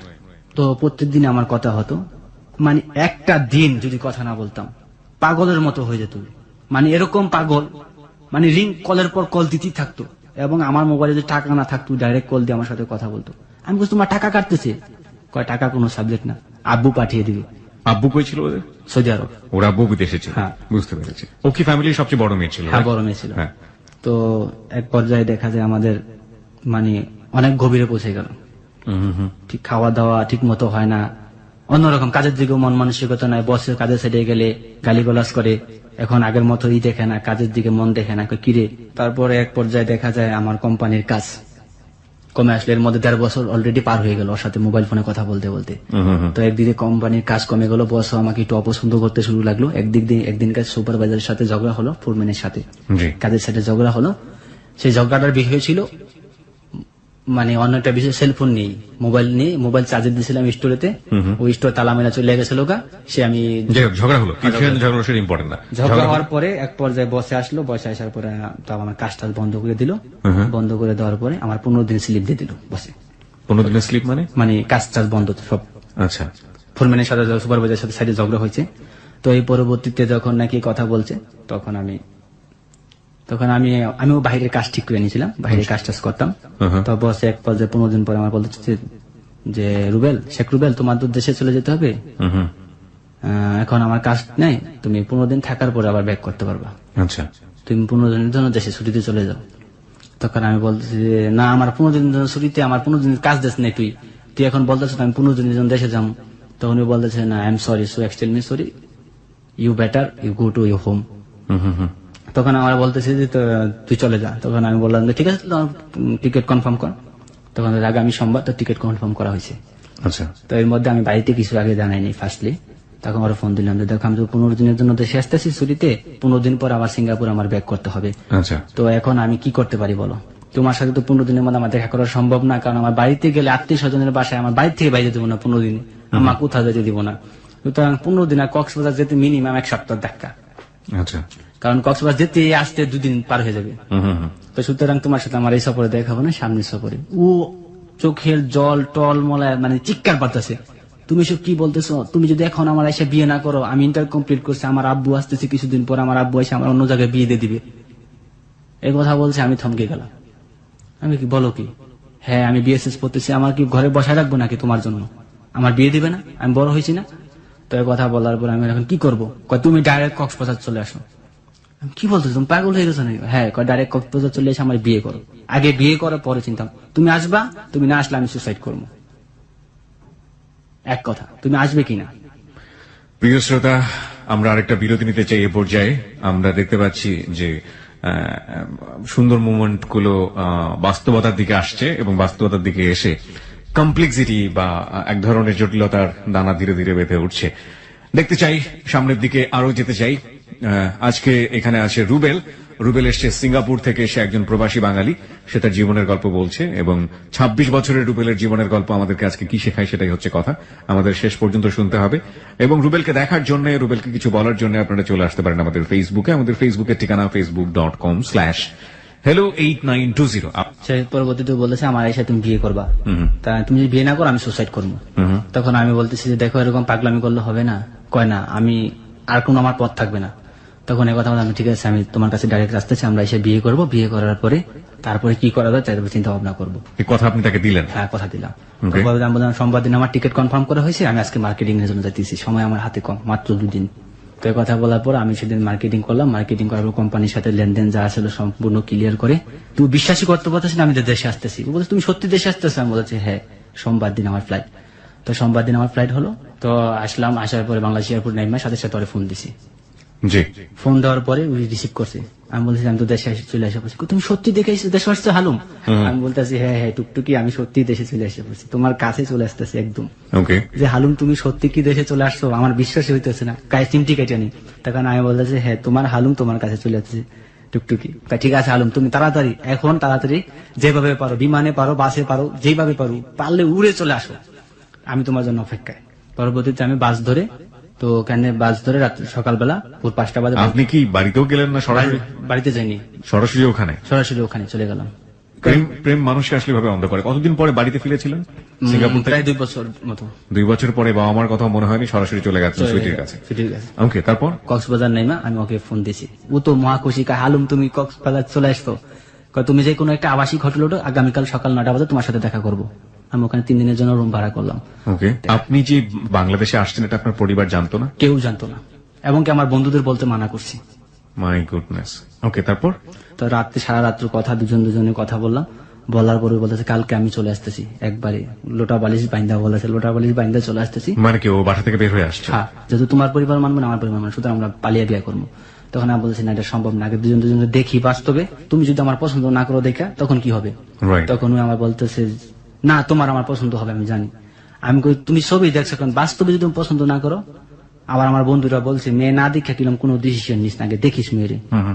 ও কান্নাকাটি করতেছে, এতদিন প্রেম করে তুমি আমার সাথে এখন এই কথা বলো। বুঝাইলাম যে দেখো টুকটুকি এরকমটা করে মানুষ দেখে তারপরে আমরা দুজন ডিসিশন নেবো কিভাবে কি করলে সুবিধা হয়, যেহেতু তোমাদের এখানে আমি চলে আসছি, আর তো ফিরে যেতেছি না। তো এই কথা বলার পরে ও বলে ঠিক আছে কালকে 9টা বাজে দেখা হবে। সকাল 9টা বাজে কক্সবাজার সাংস্কৃতিক কেন্দ্রের মোড়ে আমি দাঁড়িয়ে আছি। ও রিক্সা করে আসছে, রিক্সা সালোয়ার কামিজ পরা। আসার পরে যখন রিক্সার সামনে আসছে, ওকে দেখে তো আমি ফ্লাইট হয়ে গেছি পুরো, মানে আপনি ফ্লাইট হয়ে গিয়েছেন, শাই করে উঠে যাচ্ছেন। হ্যাঁ বলেন, তারপর? মানে আমি অন্যরকম হয়ে গেছি, যে বাস্তবে দেখতে আরো অপছন্দ মনে হয়েছে। বাস্তবে আমার মানে বাস্তবে দেখে আরো পছন্দ হয়েছে? আরো অপছন্দ হয়েছে।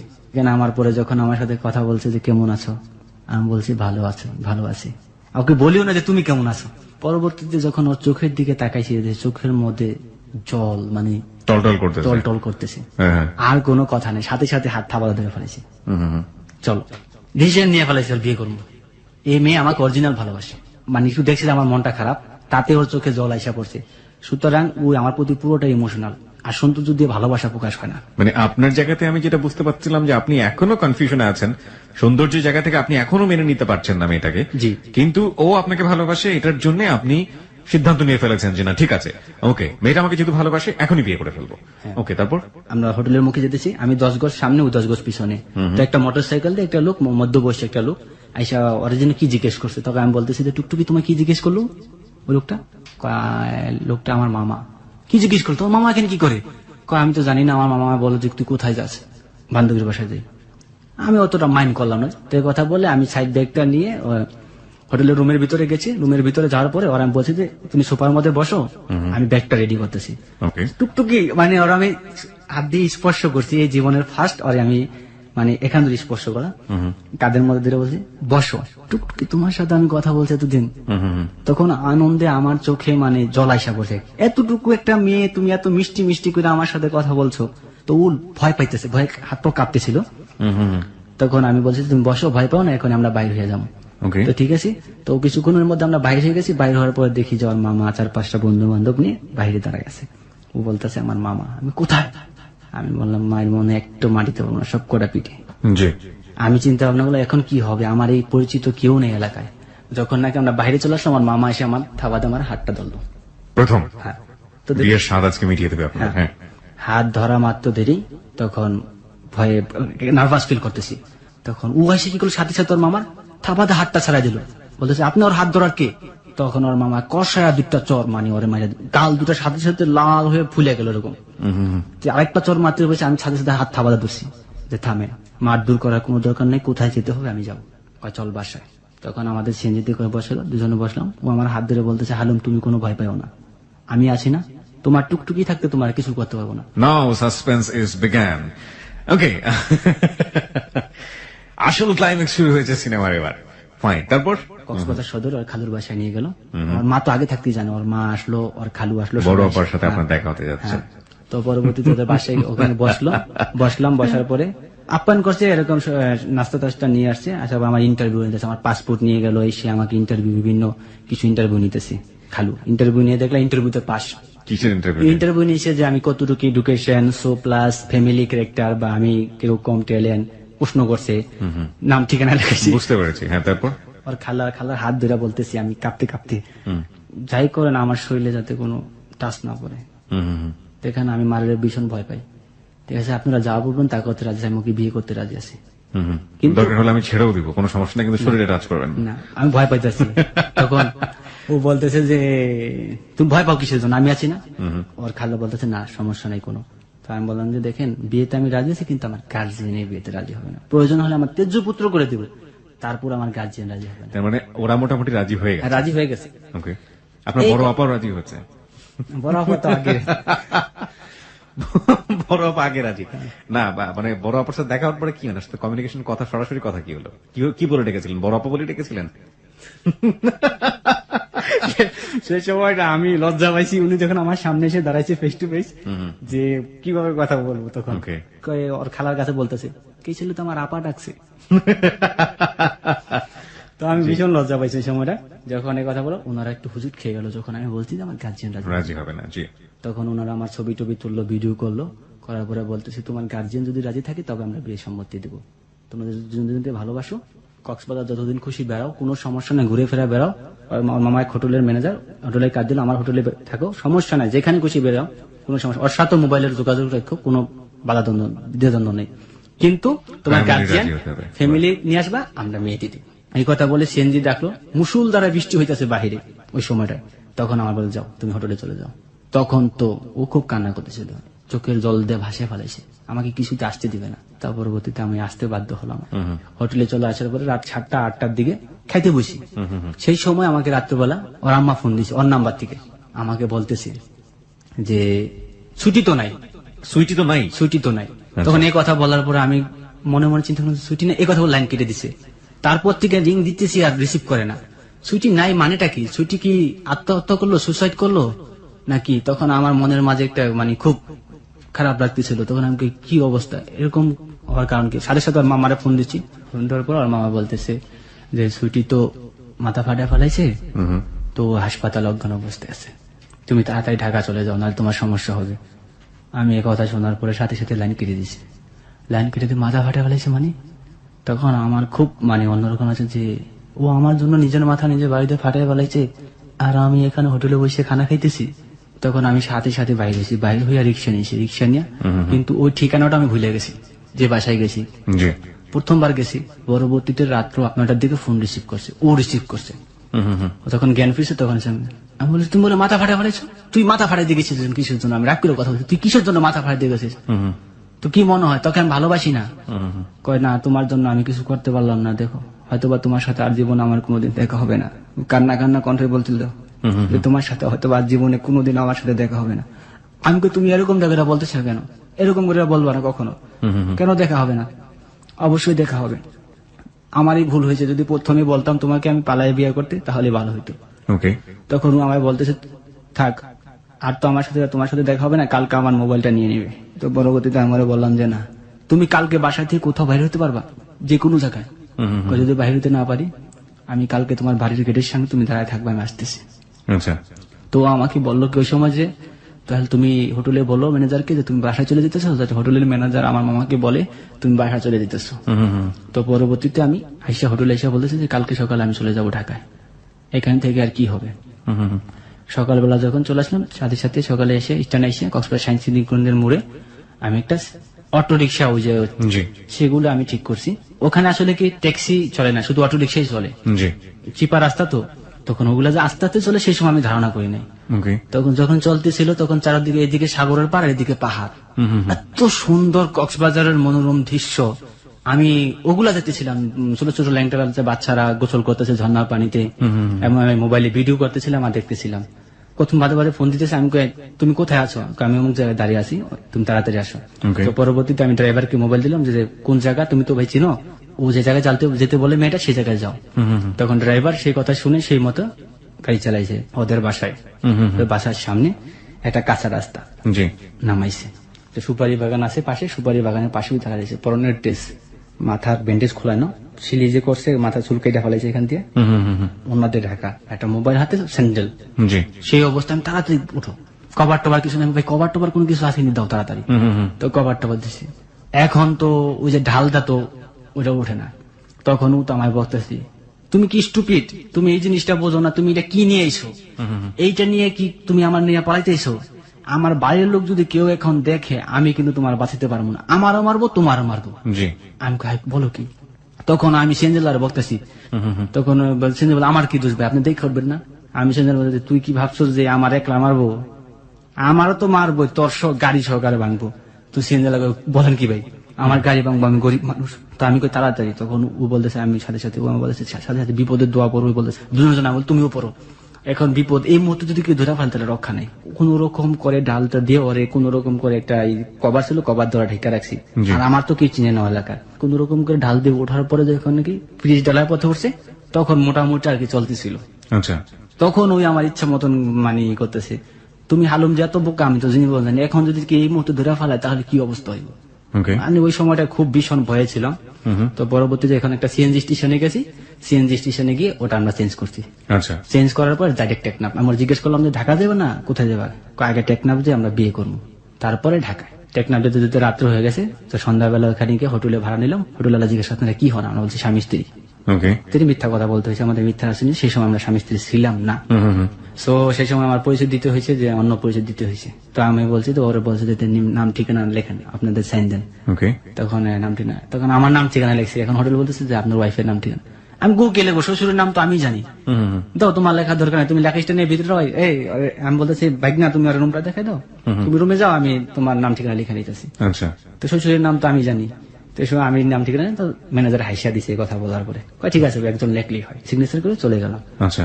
তো আমরা ওই দিনকে এক রাত ওখানে কাটালাম। তো আমার সাথে ও তো ভীষণ ভয় পাইতেছে।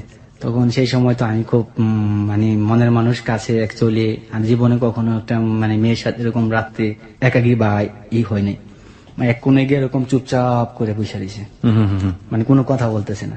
তখন আমি বলতেছি, আমরা তো পালাই চলে আসলাম। এর মধ্যে আম্মু ফোন দিচ্ছে, আর আম্মু ফোন দিচ্ছে বলতে আমি বললে তো আমরা বিয়ে করে ফেলেছি। আর আম্মু ফোন দিচ্ছে, আমরা বলছি আমরা বিয়ে করে ফেলেছি। অনেক কান্নাকাটি করেছে, বাবা বিয়ে করছো, যাই করছো, তোমরা চলে আসো, আমরা মাইনানো। ওকে।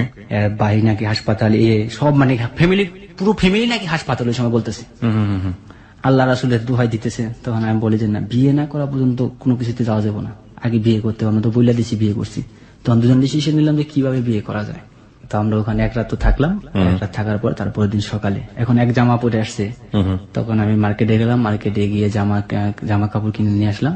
তো পরার পরে এদিকে আমাদের বাংলাদেশের টাকা শেষ হয়ে গেছে, এখন সিঙ্গাপুরের ডলার আছে। তখন ওরা আমি বললাম যে বাংলাদেশের টাকা তো শেষ হয়ে গেছে গা, আমার কাছে সিঙ্গাপুরের ডলার আছে। আর দিনটা ছিল শুক্রবার আর শনিবার, মানে ব্যাংক বন্ধ, ডলার তো চেঞ্জ করতে পারিনি।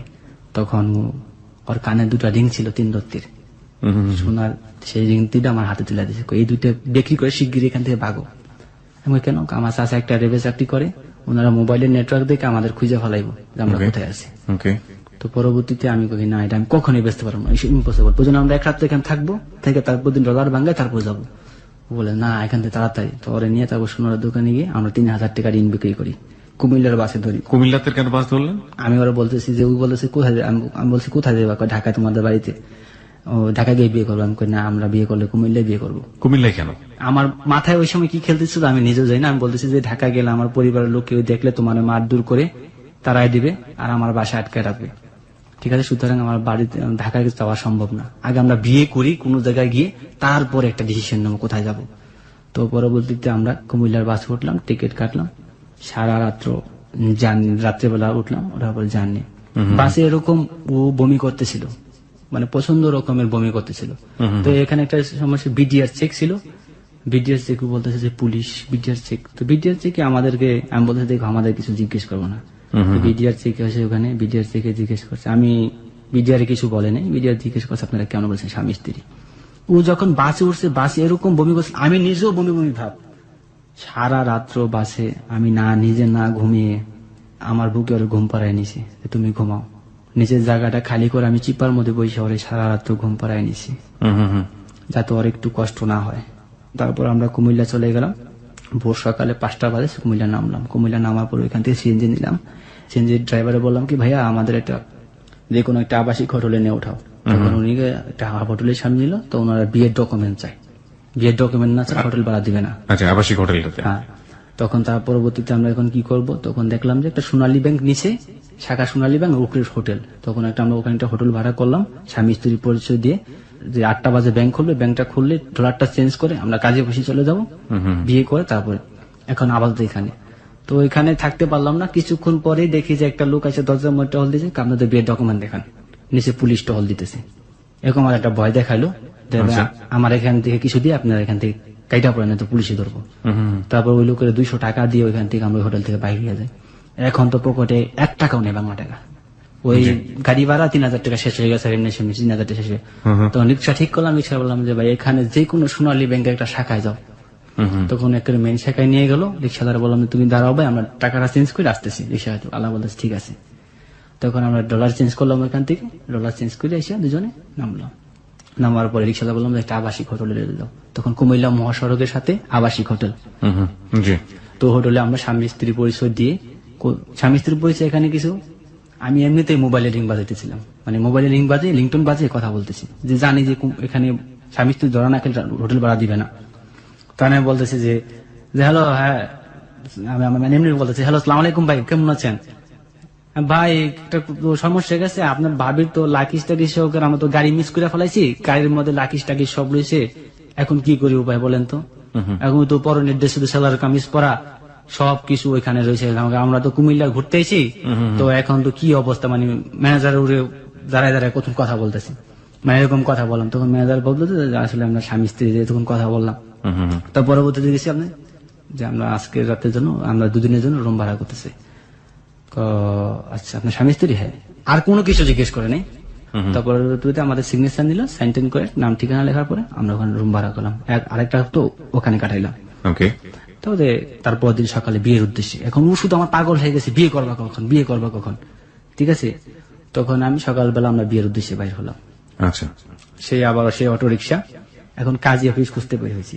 তখন অটো রিক্সা বললাম যে এখানে কোনো রেজিস্ট্রি অফিস আছে বিয়ে পড়া এরকম? দেখেন আমি তো দিকে যাবো না, আপনাদের সামনের পথে দিয়ে রিক্সা উঠলে রিক্সাওয়ালা আপনাদের নিয়ে যাবে। তখন রিক্সা উঠে আমরা চলে গেলাম কাজী অফিস। তো এখানে কিছু রোমান্টিক ঘটনা হইতেছে, যে এখানে কিছু একটা ঘটনার মধ্যে যে রিক্সাওয়ালা কি করছে, আমাদের কাজী অফিসে না নিয়ে আমাদেরকে নিয়ে গেছে একটা পার্কে, কুমিল্লা ন্যাশনাল পার্ক।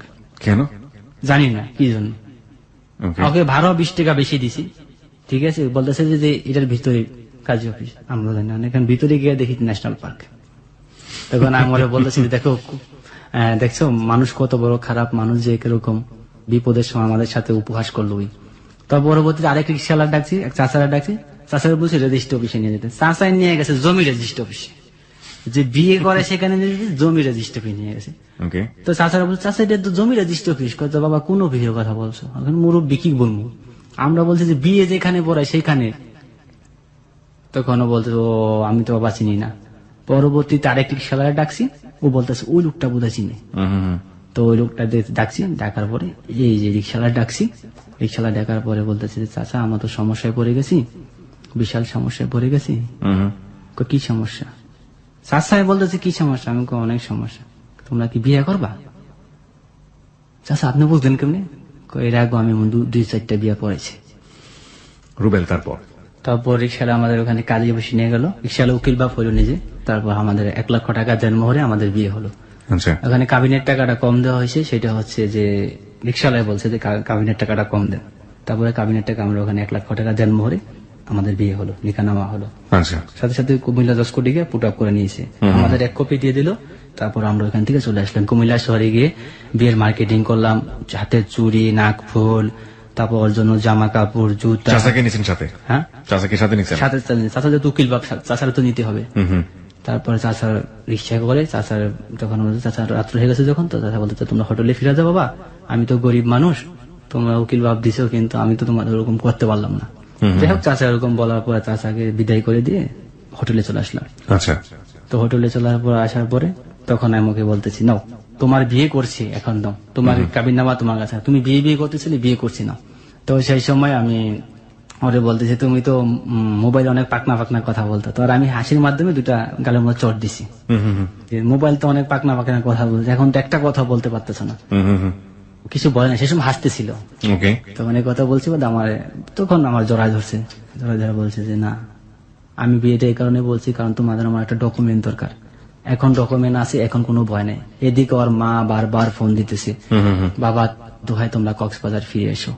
এই দিক দিয়ে আমার টাকা পয়সাও প্রায় শেষ হয়ে আসছিল, কারণ আমি টাকা পয়সা বেশি নিয়ে যাইনি, Okay. বাংলাদেশের 1 লক্ষ টাকার মতো নিয়ে গেছিলাম বিপদের মুহূর্তে। এই সময়টার মধ্যেও আপনি ফ্যামিলিকে কিছু যোগাযোগ করেনি, কোনো না, কিছু জানাননি? কোনো যোগাযোগ করিনি।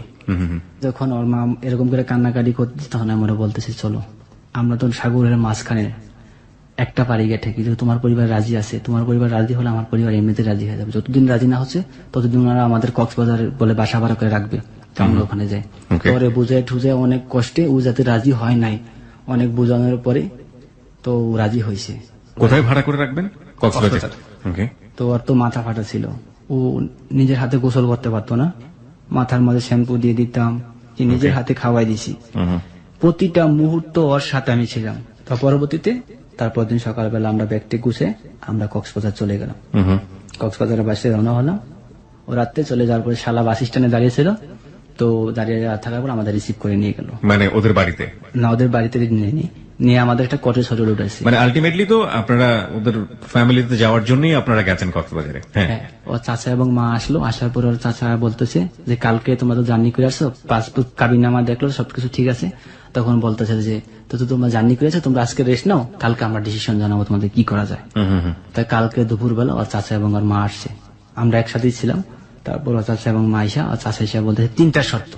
1 নম্বর শর্ত কাবিন 10 লাখ টাকার হবে, 2 নম্বর শর্ত দেনমোহর পরিশোধ করতে হবে, 3 নম্বর শর্ত গার্জিয়ান নিয়ে আসতে হবে। আমি বলছি কাবিন 10 লক্ষ টাকা না, 25 লক্ষ টাকার কাবিন হোক, আমি দেনমোহর পরিশোধ করবো ইনশাল্লাহ, আর আমার একদিনের সময় হোক, আমার গার্জিয়ান আমি নিয়ে আসবো। এই কথা বলার পর চাচা বলতেছে না, তুমি এখন এই মুহূর্তে আমার গার্জিয়ান নিয়ে আসবো। আর এই দিক দিয়ে এই সময় আমার পরিবারের লোক জানাই দিচ্ছে ওর আম্মু, ওই যে ওর নাম্বার থেকে আগের নাম্বারে ফোন করতো, ওই নাম্বারে ফোন দিয়ে বলেছে যে আপনার ভাই আমার মেয়েকে নিয়ে পালাইছে। তখন আমার পরিবার লোক সব আমার ভাইয়েরা ফোন দিছে, ফোন দিয়ে বলছে তুই কোনো চিন্তা করিস না, যে তুই কইলে ফেলাইছাস, আমরা আসতেছি, তুই ওদের সাথে কোনো উল্টা পাল্টা করিস না, যা বলে তা শোন। চাচা বলতেছে তুমি তোমার গার্জিয়ান আনতে যাও। এর দিক দিয়ে আমার পরিবারের লোক প্ল্যান করছে যে ওরে আসতে বলো, আমরা তো কক্সবাজার চিনি না, ও আমাদের আইসা নিয়ে যাক। তো ওদের সাথে আমার পরিবারের সাথে কি কথা হয়েছে আমি জানি না। তো পরবর্তীতে আমি বলতেছি না, আমি কিছুতেই যাবো না। তখন ও আইসা আমার বলতেছে ওরা ডাইকা নিয়ে গেছে রুমের মধ্যে, আলাদা রুমে। ওই আমার আইসা বলতে তুমি তোমার ভুলে যাবে না, আসবে বিষয় এরকম বলতেছে। আমি আমার পরিবারের সবকিছু ছেড়ে দিয়ে তোমার জন্য এখানে চলে আসছি, আর তুমি আমি বলতে তোমার আমি ভুলে যাবো, এটা ইম্পসিবল, আমি তোমার জীবনে কখনো বলতে পারবো। তখন আমিও কান্না করতেছি, ও কান্না করতেছে। তখন ও বলেছে যে মা এবং চাচা বলতেছে যে তুমি আমার ভুলে যাবে। আমি বলছি আমি কখনোই তোমার বলবো না। ও আমার হাত ধরে রাখছে এই মুহূর্তে, ওর চাচা এবং ওর মা এবং ওর ভাই, ওর 2 চাচা আমার হাত টানতেছে এবং ওর হাত টানতেছে, তাই না আমাদের হাত ছুঁয়ে দিতে পারে না। আমি বলতেছি তুমি কি আমার সাথে যাইবা? কহ আমি তোমার সাথে চলে যাবো, চলো। একদম। কেন হাত টানাটানি করবে? আপনি তো বললেন যে আপনার ফ্যামিলির লোকজন আসতেছে, তারপর ওরা বলছে যে তুমি এই মুহূর্তে গিয়ে তোমার গার্জিয়ান নিয়ে আসবা। তো আপনার ফ্যামিলির লোকজন তো রাজি হয়েছে আসার হ্যাঁ, জন্য? রাজি হয়েছে, কিন্তু আমার বলছে এই মুহূর্তে গিয়ে তুমি তোমার গার্জিয়ান নিয়ে আসবে। এই মুহূর্তে আবার চলে যেতে বলছে? হ্যাঁ, আমার ঢাকায় গিয়ে গার্জিয়ান নিয়ে আসতে বলছে। তো আপনি বললেন যে আমার গার্জিয়ান অন দা ওয়ে, তারা আমি আসতেছে। বলছি এই কথা যে আমার গার্জিয়ান আসতেছে, দেখেন আমাকে একটা দিনের সময় দেন, একদিনের মধ্যে যদি আমার গার্জিয়ান না আসে আমি তাহলে যাবো ঢাকায়। ওনাদের আমি বারবার বলছি, এবং মেয়ের চাচার পায়ে ধরে, ভাই এইভাবে আমি পায়ে ধরে কান্না করছি, চিৎকার করে কান্না করছি। আমি চিৎকার করে বারবার বলছি যে দেখেন চাচা, মানুষে তো অনেক ভাবে অনেক ভুল করে, দেখেন চাচা আমি যদি এই মুহূর্তে আমার বাড়িতে যাই আমাকে মেরে আমাকে আর আমার আসতেই দিবে না। আমার শাশুড়ির পায়ে ধরে কান্না করছি, কিন্তু ওনারা কিছুতে আমার কথা শুনে নাই, বরঞ্চ আমাকে লাত্তি দিয়ে ফালাই দিছে। ওর চাচার পায়ে ধরছে, ওর চাচা আমার লাত্তি দিয়ে ফালাই দিছে, যে এইটারে দড়িদা বান, আর ওর 2 হাত এভাবে ধরে রাখছে যাতে আমাকে না থামাইতে পারে, এরকম করে 2 হাত ধরে রাখছে।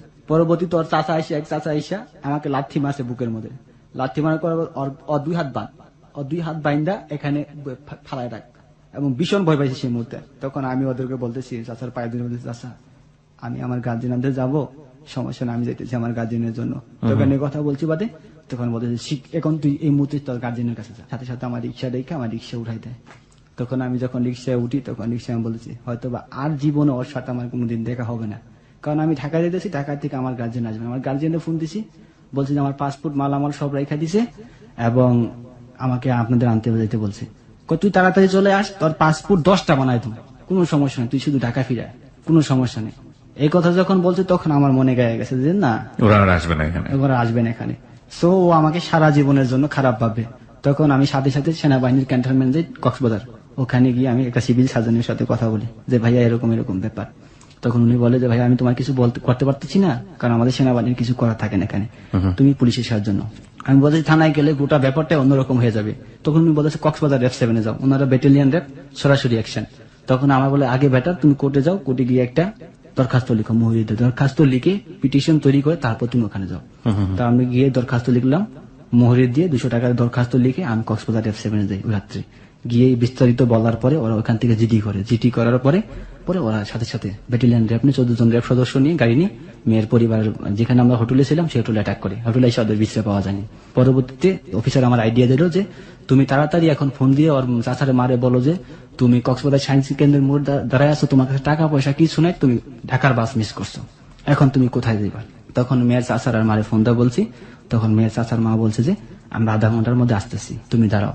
তো আমরা এখানে দাঁড়িয়েছি, আর র্যাব সিভিল বেশি দাঁড়ানো ছিল। ওরা আসছে, আসার পর 2 চাচা এবং মা আসছে, আসার পর র্যাব 2টা কেরাও করছে। ধরার পর র্যাবে বলছে যে ওর বউ এবং ওর কাবির নামা কোথায়, তাড়াতাড়ি দে। ছেলেটারে তুই কি হরানি করছস, মানে বিভিন্ন ধরনের প্রশ্ন করছে। পরে বলতে বলতে র্যাবের কাছে বলছে ঠিক আছে ওর বউ আছে, আমাদের কাছে আছে, ওর কাবির নামা সবকিছু, পাসপোর্ট সবকিছু আমাদের কাছে আছে, তাই ওর কাছে নিয়ে যা। চেঞ্জিতে করে তারপর সব ওর আম্মা এবং আরেক চাষা এখান থেকে পালাই গেছে। র্যাব ধরছে, এক চাষার ধরছে, আরেক চাষা দুধ দিয়ে পালাই গেছে, ওরা ধরতে পারে না, অন্ধকার তো। ওই চাষা ফোন দিয়ে ওদেরকে বলে দিচ্ছে, ওরা মেয়ে নিয়ে থানায় সিলিন্ডার করছে। থানার থেকে তখন আমরা গেছি আরেক চাষার বাসায়। চাচার বাসায় গিয়ে দেখি যে রুম তালা মারা। তখন আমি শুধু স্বীকার করতেছি যে রুমে তালা মারা, এত বড় তালা মারা। তখন তালা ভাঙতে পারেনি র্যাব, তখন ওসি ফোন করছে, আপনারা থানায় চলে আসেন, মেয়ে আমাদের এখানে থানায় আছে। র্যাবের অফিসার যে বলতেছে যে দেখছ ওরা কত বড় চালাক, এখন থানায় নিয়ে গেছে, এখন গোটা ব্যাপারটা অন্যরকম হয়ে যাবে। আমায় বলতেছে, আমার বলতেছে তুমি থানায় যাও না, আমরা থানায় ফার্স্টে যাব, তুমি গাড়িতে বসে থাকো।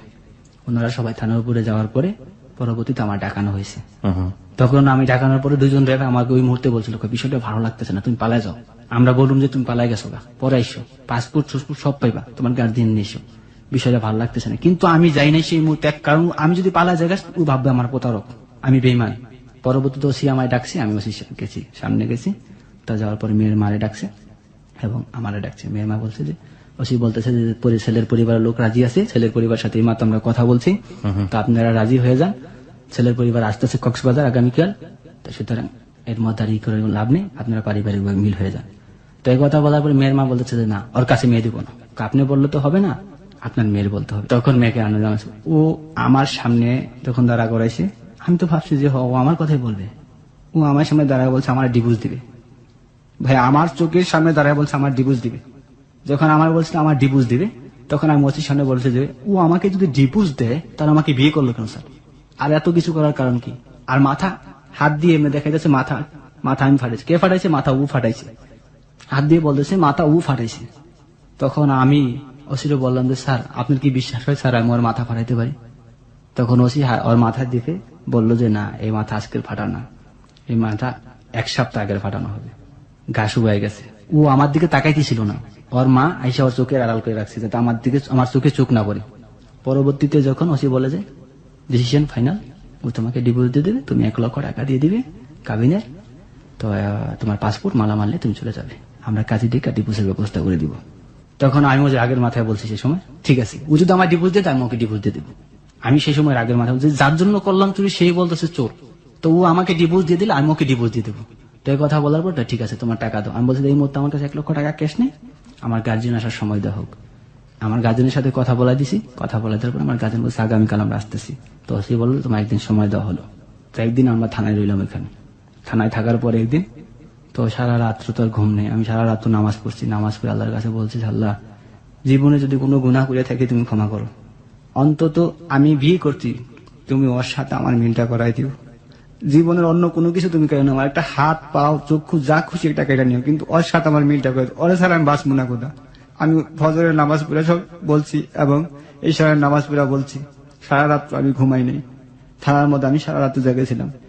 আমি মোবাইলে কথা বলছি, সেই সময় নাইট ডিউটি এক অফিসার ছিল, আইসা আমার মোবাইলটা থাবাদা নিয়ে যেতে চেয়েছিল। আমার একটা থাপ্পড় মারছে অফিসার আইসা, এরকম মোটা এরকম লম্বা উঁচু ধরা। কার সাথে কথা বলতেছিল? আমি কথা বলতে চেয়েছিলাম আমার পরিবারের লোকের সাথে। Okay.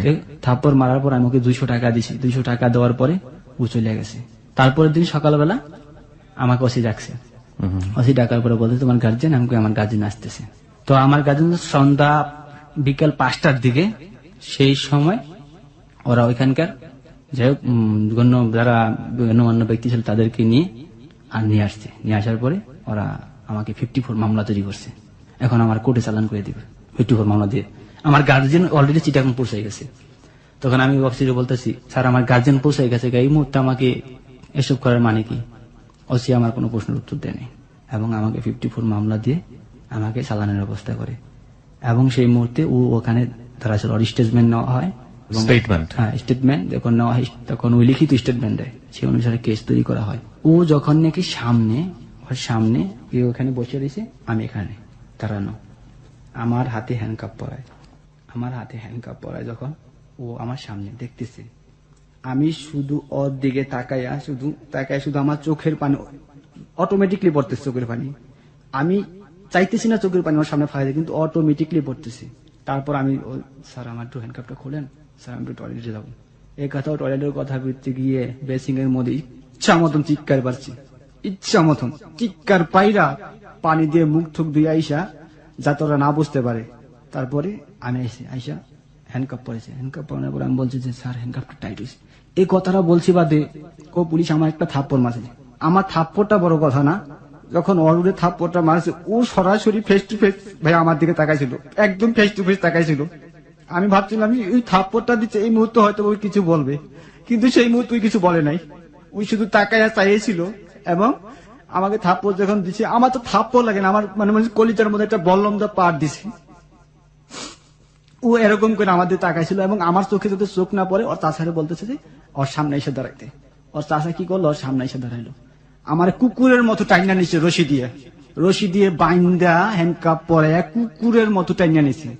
আমি বারবার পিছন দিকে চিৎকার করে ওর মারে এবং চাষার হাতে ধরে অনুরোধ করতেছিলাম যে দেখেন মানুষের জীবনে ভুল, হ্যাঁ আমি ছোট মানুষ, ভুল করছি, আমারে ক্ষমা করেন, আমি রেপ ডেকে ভুল করছি, আমারে ক্ষমা করেন, দেখেন আমার জীবনটা নষ্ট করেন না, আমার ভবিষ্যৎটা নষ্ট করেন না, আমার ফিউচারটা নষ্ট হয়ে যাবে।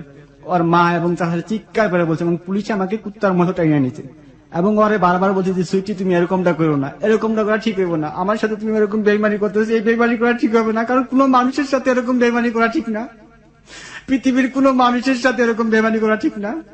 সেই মুহূর্তে আমাকে টেনে হেসড়ে নিয়ে যেতেছিল এবং ও ওর বাসায় চলে যেতেছিল সুন্দরভাবে ওর চাষার সাথে। ও আমার দিকে একটা বার অন্তত ফিরা তাকায় না, একটা বারের জন্য।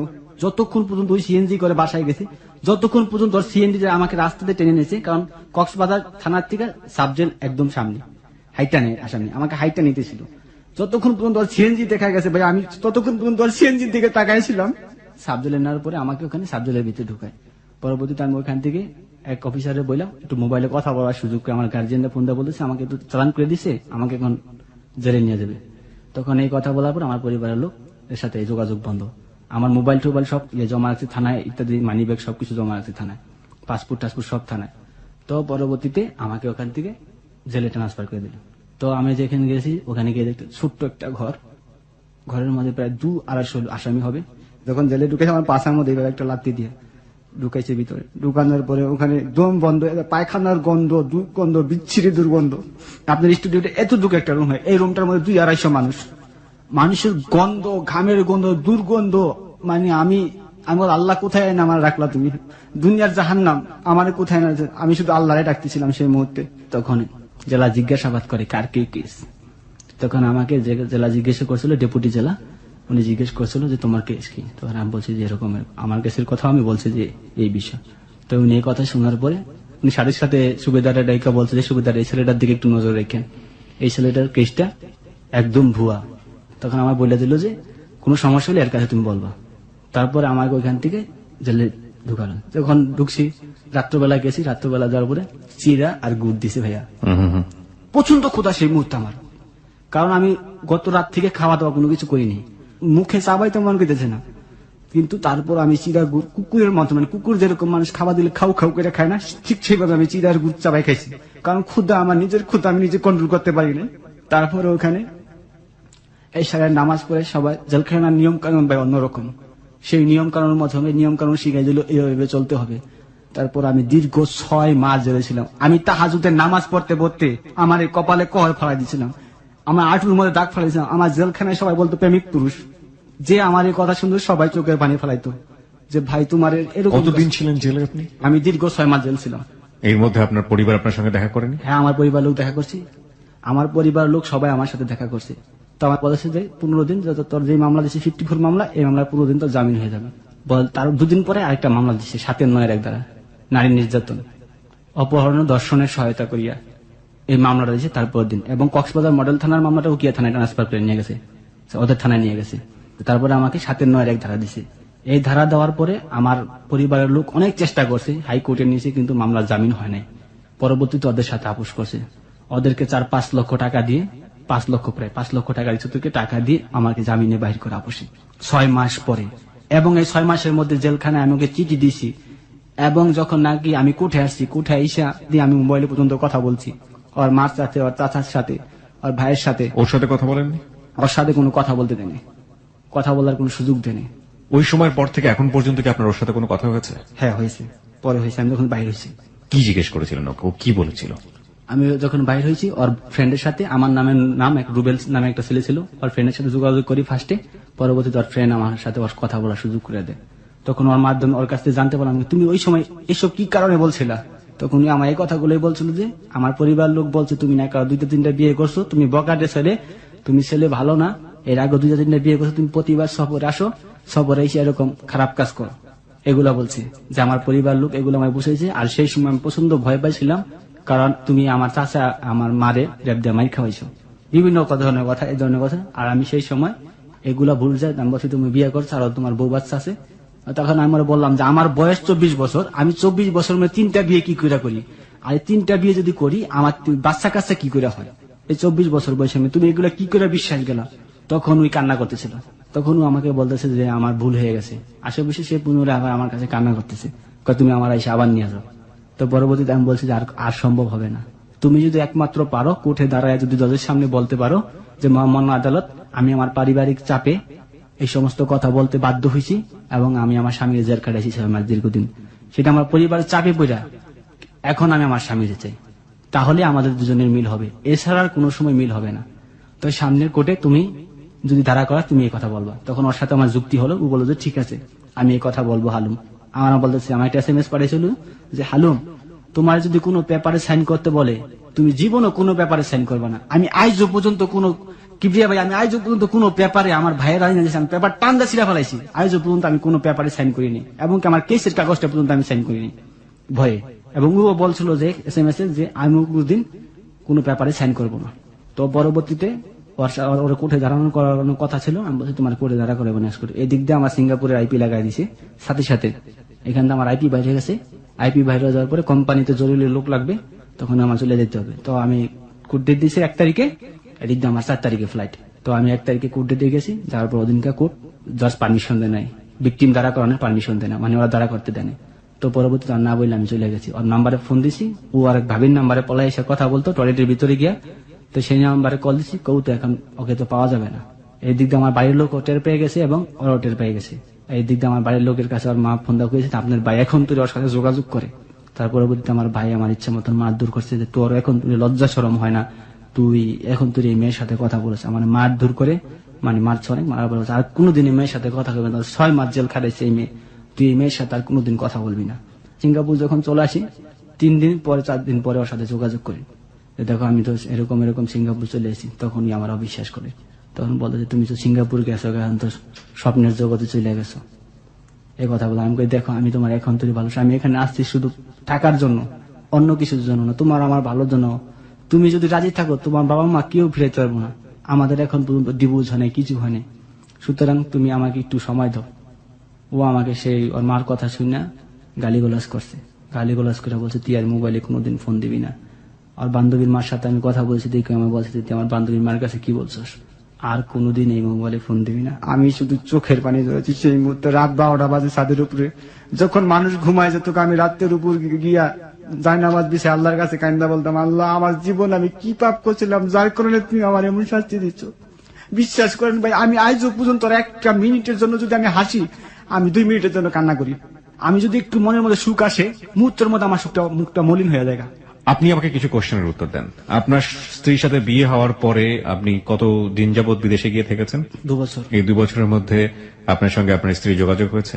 যোগাযোগ হয়েছে প্রথম পর্যায়ে, তারপর একদিন আমায় বলছে যে কতদিন যাবত যোগাযোগ নেই? প্রায় 1 বছর সাথে যোগাযোগ নেই। এই 1 বছর কোথায় আছে, কিভাবে আছে আপনি জানেন? খবর নেওয়ার চেষ্টা করছে না, খবর নিছি, শুনছি যে ওই ভালোই আছে এবং ওর বিয়ের সম্বন্ধ আসতেছে, এরকমটা আমি শুনছি ওর দাদির মুখ থেকে। কারণ ওর দাদির সাথে আমি কন্টিনিউ কথা বলতাম যে ওর বিয়ের চলতেছে, হয়তো ওর বিয়ে হয়ে যাবে কোন একদিন। আপনি কেন তাকে বলতে পারেন না? আমি ওকে বলতে পারি না, কেন বলতে পারি না সে প্রশ্নের জবাব আমি জানি না। এই প্রশ্নের জবাব আমাদেরও জানা নেই, তবে কিছু কথা বলার আছে। একটা হচ্ছে যে মানুষটা আপনাকে ভালোবেসে এত দূর পর্যন্ত করে ফেললো, সেই মানুষটাই যদি কারো দ্বারা ডিমোটিভেট হয়ে, আমরা যদি আপনাকে বিলিভ করি, তাহলে বলতে হবে এভাবে যে কারো দ্বারা ডিমোটিভেট হয়ে, কারো দ্বারা আপনার সম্পর্কে বাজে কিছু শুনে আপনাকেই এত বড় শাস্তির কাঠগড়ায় দাঁড় করিয়ে দিতে পারে, সেই মানুষটাকে নিয়ে আপনি বাকি জীবন চিন্তা করবেন? আমি একটা জিনিস বুঝি সবসময়, যে ভালোবাসাকে সব লজিক দিয়ে বিচার করা যায় না। একটা মানুষকে যদি আপনি ভালোবাসেন, সে মানুষটা যদি আপনাকে শাস্তি দেবে, বা সে মানুষটা যদি আপনাকে শাস্তি দেয়, তাহলে শাস্তিটাই নাকি মানে অমীয় হয়ে যায়, মানে এটা নাকি সুধা হয়ে যায়। তবে এটা পেইন, অনেক বড় একটা পেইন। আমাদের যিনি আজকে এখানে সে জীবনের গল্প বললেন, একজন প্রবাসী বাঙালি, সিঙ্গাপুরে থাকেন ভদ্রলোক, রুবেল। আপনি সিঙ্গাপুরে ফিরে যাবেন কবে? চলে যাবো কিছুদিন। 1 বছরও আপনি তাকে ভুলতে পারেননি। বিয়ে হয়েছিল কত সালে? 2012 সেপ্টেম্বরে। 2012 সেপ্টেম্বরে। আর আজকে হচ্ছে 2014 অক্টোবর। তার মানে 2 বছর হয়ে গেল। ওকে প্রিয় শ্রোতা, কি বলার আছে বলুন? হয়তোবা আপনারা আপনাদের জায়গাটা থেকে মেয়েটাকে গালমন্দ করছেন, ওর ওয়াইফকে। ও কিন্তু অসম্ভব ভালোবাসে এখন পর্যন্ত। ওর ভাষায় সেটা হচ্ছে টুকটুকি এবং সুইটি, অনেক অনেক বেশি ভালোবাসে। সুতরাং আমরা ওই জায়গাটা থেকে আমরা কাউকে গালি দিব না, 1। আর 2 নম্বর যেটা, সেটা হচ্ছে যে ওর একটা বড় ভুলের জায়গা। এই ভুলের জায়গাটাতে যদি আমরা বলি যে হ্যাঁ, বিয়ে করার জায়গাটা, এই জায়গাটা হচ্ছে মানে মস্ত বড় রকম একটা ভুলের জায়গা। এটা অবশ্যই নিজ সিদ্ধান্ত নিয়ে এভাবে করাটা কোনোভাবেই উচিত ছিল না। এবং বিশ্বাসের জায়গা বলেন, আত্মবিশ্বাসের জায়গা বলেন, কমফোর্টের জায়গা বলেন, যে জায়গাটাই হোক না কেন, সেটা হচ্ছে দুজন দুজনের প্রতি অগাধ বিশ্বাস। দুনিয়া উল্টে গেলেও দুজন দুজনের হাত ছাড়বো না। এবং শেষ পর্যন্ত দুনিয়া উল্টে যায়নি, কিন্তু দুজন দুজনের জায়গাটা থেকে অনেক বেশি উল্টে গেছে। এইটাই হচ্ছে আমাদের আজকের হ্যালো 8920 সবচাইতে বড় লেসনের জায়গা। আমরা যখন একজন মানুষকে ভালোবাসি, তার জন্য জগৎ সংসার সবকিছু ছেড়ে দিয়ে তার হাতটা ধরি, কিন্তু সেই জগৎ সংসার যখন আমাদের মুখোমুখি হয়ে যায়, তখন সেই হাতটা কোনো না কোনোভাবে আমাদের হাতটা ফসকে যায়। এবং এই ফসকে যাওয়ার ঘটনা যে দুনিয়াতে হরহামেশাই ঘটছে আমাদের সমাজে, সেটার একটা বাস্তব উদাহরণ আমরা আজকে দেখলাম। গানে গানে একটা কথা আছে যে পিরিতি কাঁঠালের আটা, লাগলে জোড়া খসে না। এই কাঁঠালের আঠার মতো প্রেম আজকের এই সময় বা আজকের এই জগতে খুঁজে পাওয়া খুব দুষ্কর। এবং তারপরও সুপার গ্লু যেখানে কাজ করে না, সেখানে কাঁঠালের আটা কতটুকুই বা কাজ করবে। যাই হোক, একটা কথা বলার আছে যে আমরা যেন রুবেলের কাছ থেকে এই লেসনটা নেই, যে আমরা যারা এরকম সিদ্ধান্ত নিয়ে ফেলি, হ্যাঁ, বিয়ে শাদীর ক্ষেত্রে পরিবারকে দূরে রেখে, আইনকে দূরে রেখে, নিয়মকে দূরে রেখে, তারা ওই আইনের মুখোমুখি হলে, সামাজিকতার মুখোমুখি হলে, পরিবারের মুখোমুখি হলে কতটুকু নিজেরা ধকল সামলিয়ে উঠতে পারবো। এবং সেই সময়টাতে ওই কথাটা ঠিক থাকবে তো, যে হ্যাঁ, যাই হোক না কেন, যেটাই হোক না কেন, মরে যাবো তোমার জন্য, তবুও তোমাকে ছাড়বো না। কারণ আমরা দেখেছি ম্যাক্সিমাম টাইম পুলিশের কাছে গেলে বা আইনের কাছে গেলে শেষ পর্যন্ত পরিবারেরই পক্ষ নেয়, ওই ভালোবাসার মানুষের পক্ষ নেয়, কথাটা মনে থাকে না, মাথায় থাকে না। হরহামেশা 2-1টা যে এক্সেপশনাল ঘটনা তা কিন্তু না। এবার আপনি আপনার জায়গা থেকে আপনার জীবনের ক্ষেত্রে